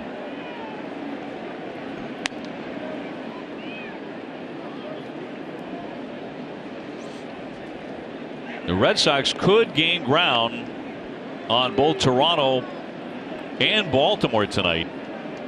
Certainly looks like Toronto is about to lose. They're down 9-2 to Tampa Bay in the 9th inning. They're in a first place tie with the Orioles right now. The Orioles are out west in Oakland. They will start shortly.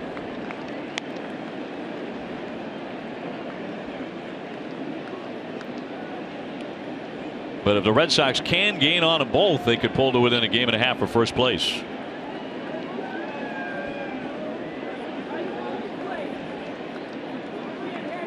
And the 2-2 popped up off third base. Shaw ranging to the stands but can't get in there. And they'll do it again.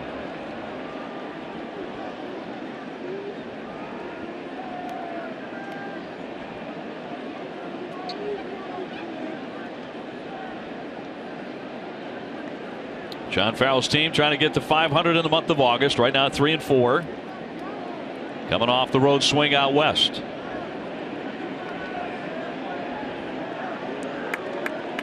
Kimbrel looking for the K of Gregorius. 3-2. Craig has shown no ill effects from that knee and the scope of that knee with the torn meniscus. Came back in what, 3 weeks?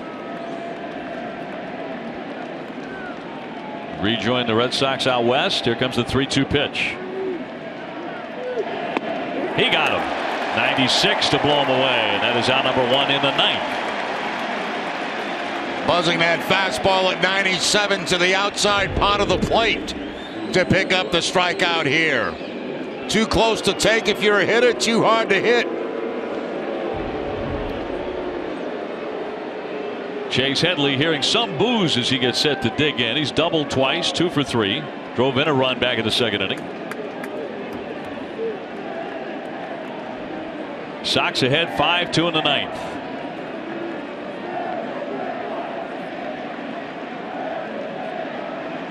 Tomorrow, Drew Pomerantz against Evaldi. On Thursday, Stephen Wright against Pineda. Up high for ball 1.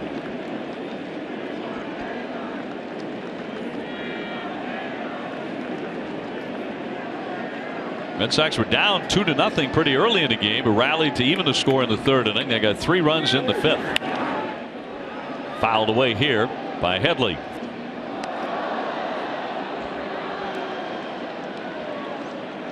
They're talking about Kimbrel, and it used to be 4 to 6 weeks for a cartilage in the knee. 3 weeks to come back for Kimbrel.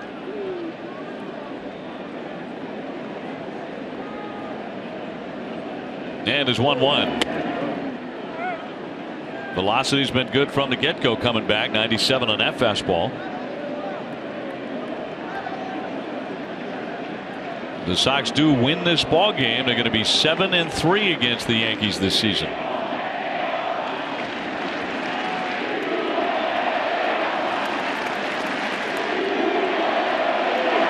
2-1, a busted back ground ball as the fans are beginning to chant, "We want A-Rod."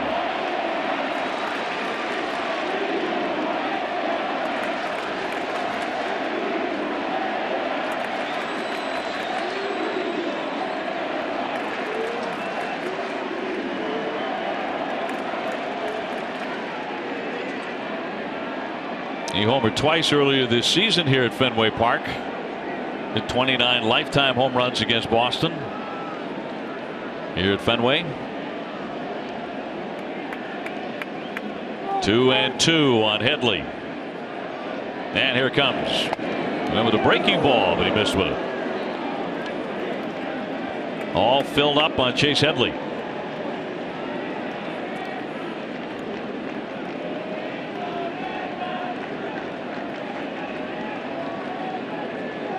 Right back to the fastball for Kimbrel. And he overthrew it and he walked him. So Headley reaches base for the third time. He's on with 1 out here in the 9th inning. I don't think Headley is really good villain material. They went right off him and right to A-Rod, who wasn't even in the game. Headley taking ball 4.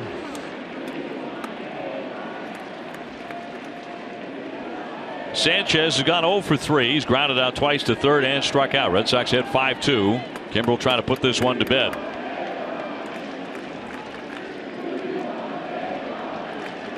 Alex Rodriguez last trip to Fenway Park. And that's in tight for ball 1 on Sanchez. Sanchez has some power. In the minor leagues, he had 18 home runs last year. He is not homered at the major league level in limited duty this season. And the 1-0. 1 ball and 1 strike.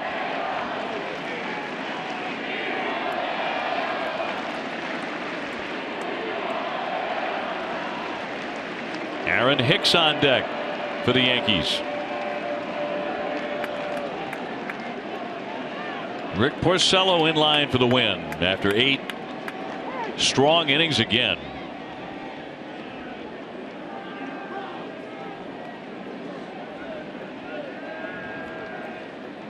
Headley on at first base, not a big lead.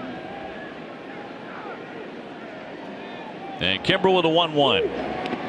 He buried that one, stopped by Sandy Leon.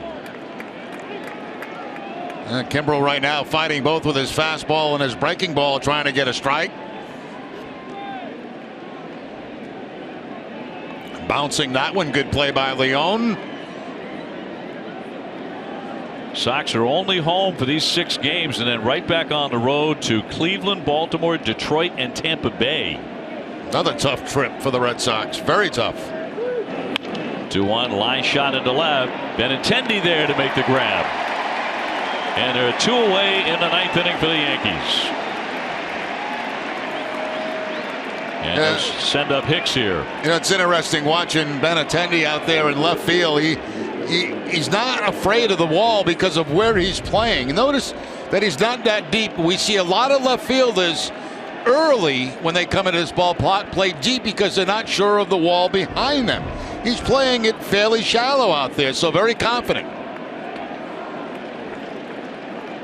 Hicks is hitless, 0 for 3, did reach on an error in the 7th inning, and he looks at a pitch low. Here's the throw back to first base, but not in time as Headley dives in safe. It's like San Leon slipped a little bit on that attempted pickoff at first base. Leon comes up, and yeah, there's that little slide with the right foot.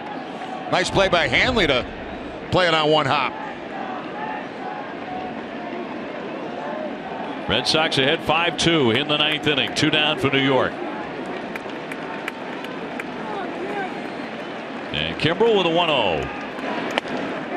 That's a strike.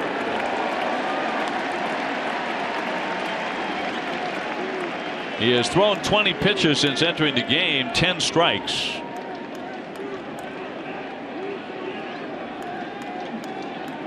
He has walked one man. Porcello walked only one in 8 innings. Fouled back out of play. John Farrell was saying this earlier today about Porcello. I mean, his walks to innings pitched are so low. They always are, but even better this year. Yeah, doesn't beat himself, does he?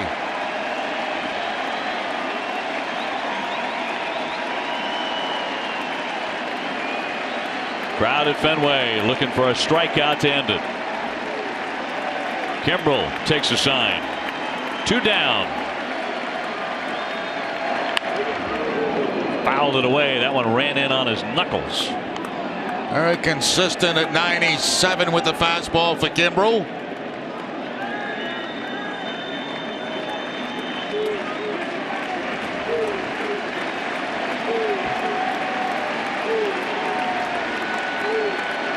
One more out to get for Craig Kimbrel.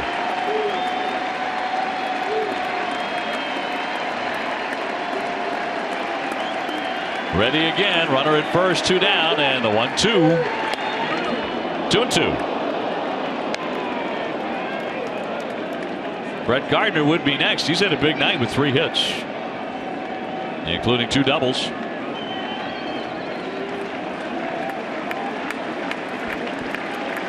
Kimbrel trying to keep him right there in the on-deck area.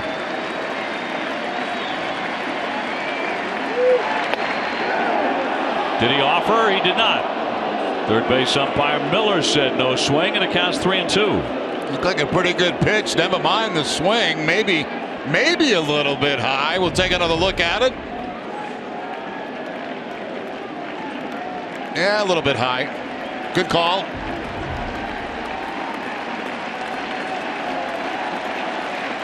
Headley will get a head start at first base with 2 down, a full count.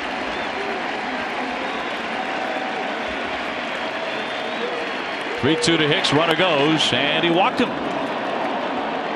So that'll put the Yankees at first and second, and that'll bring up the tying run. And the person of Brett Gardner, who does have 7 homers. Leone out for a discussion. Yeah, and John Farrell to the phone to the bullpen to get somebody up very, very quickly.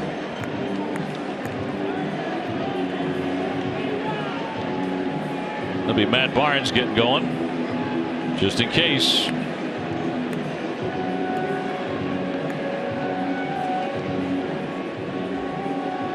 So first and second for the Yankees. Some late drama here as the Sox lead by 3. Tying run coming up. Gardner with a single, a double, and another double.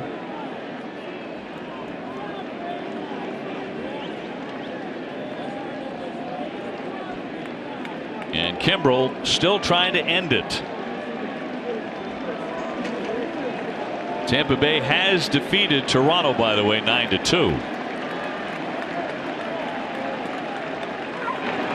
First pitch makes him dance a bit. Curveball for ball 1. And Kimbrel's walked 2 men here in the 9th.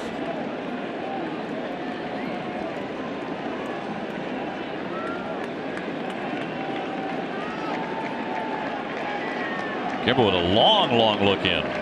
Still looking. Finally picks one out. And the 1-0. That's taken down low, and it squirts away from Leone. They're going to run it from second to third. Will move up. The runner at first base, Hicks, did not get a good read, and he stayed at first base. Yeah, down by 3 runs. That's the thing to do. If you're not 100% sure, stay where you are. I think Kimbrel wanted this last pitch called a strike. It did get by Leone, but it looked like it had the bottom of the strike zone. One more look at the last fastball. It's going to be a pass ball on Leone.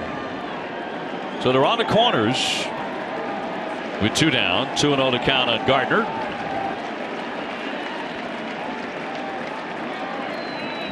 And Kimbrel fires.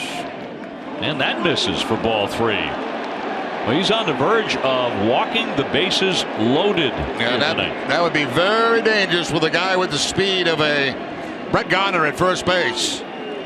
Ellsbury on deck.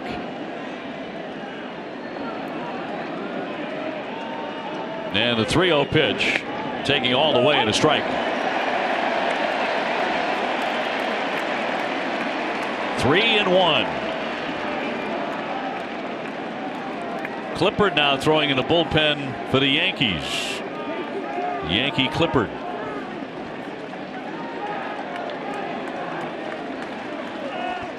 And the 3-1 to Brett Gardner. And he walks him. The bases are loaded for the Yankees. So hold on here. No place to put Ellsbury in a 5-2 ball game.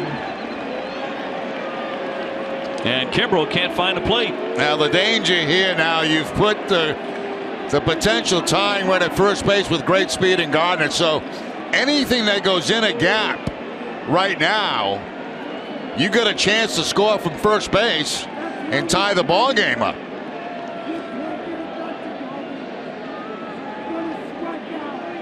Abad is up and warming for the second time alongside Barnes now. And Jacoby Ellsbury to climb in. He's gone 0 for 3 tonight. He's also taken ball 4. 0 for 1 against Kimbrel. They are all loaded up with 2 down in the 9th inning. And the first pitch to Jacoby Ellsbury is waved at and missed for strike 1. Now check out the lines for the Red Sox. Ramirez right on top of the first base line. Shaw right on top of the third base line. They went nothing down in the corners. Outfield a little bit deeper than normal to try to cut off a gap.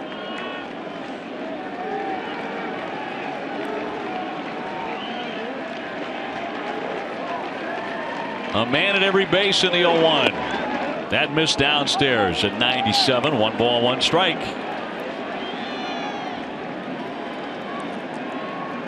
Very little has come easy to the 2016 Boston Red Sox.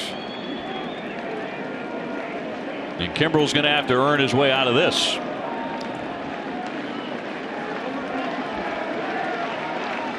Here's the 1-1 to Ellsbury. Would not chase it. It's off the corner, and the count 2-1. Teixeira on deck. He's had a long night. 0 for 4. Jacoby's hit 4 home runs.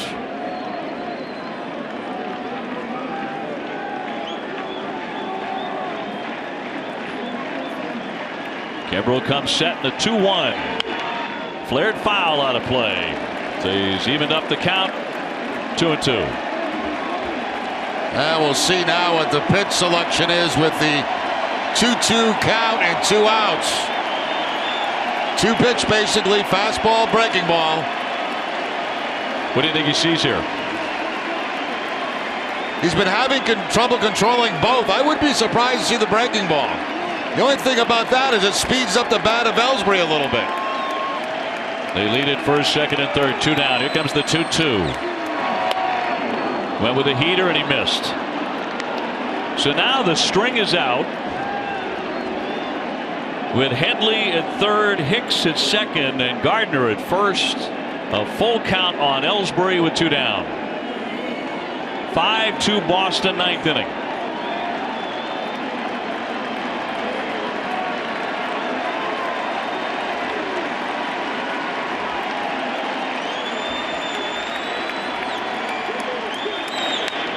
Got a piece.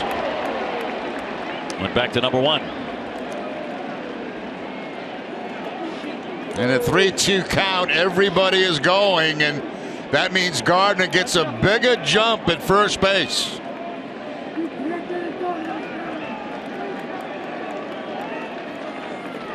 Rick Porcello pitched a terrific game. Can Kimbrel save it for him? Get him the win.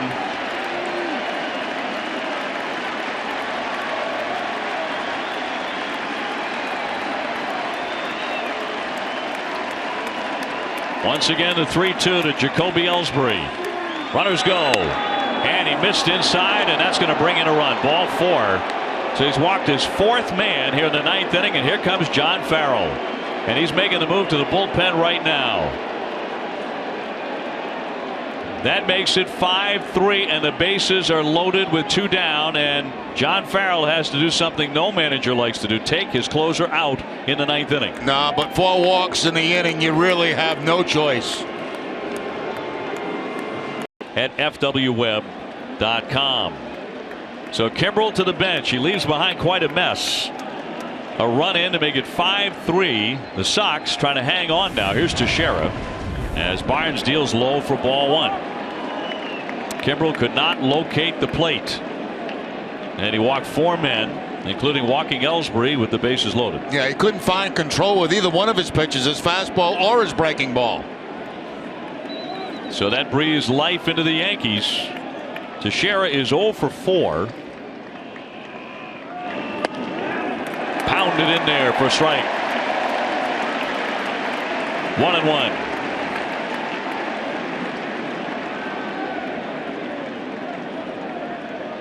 Teixeira hitting under 200, but still dangerous. Bounced up there and saved by Leon. 2-1. Sandy Leon looking like a first baseman picking that ball out of the dirt.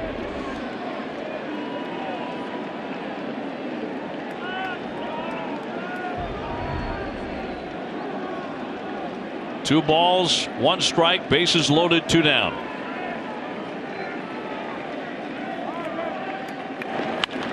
Fouled out of play to even the count. That was on a 99-mile-an-hour Swifty. If he tries that again and he elevates it a little bit, he may get the strikeout.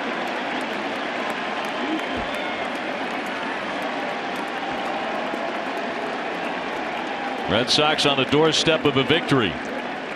McCann on deck. 2-2.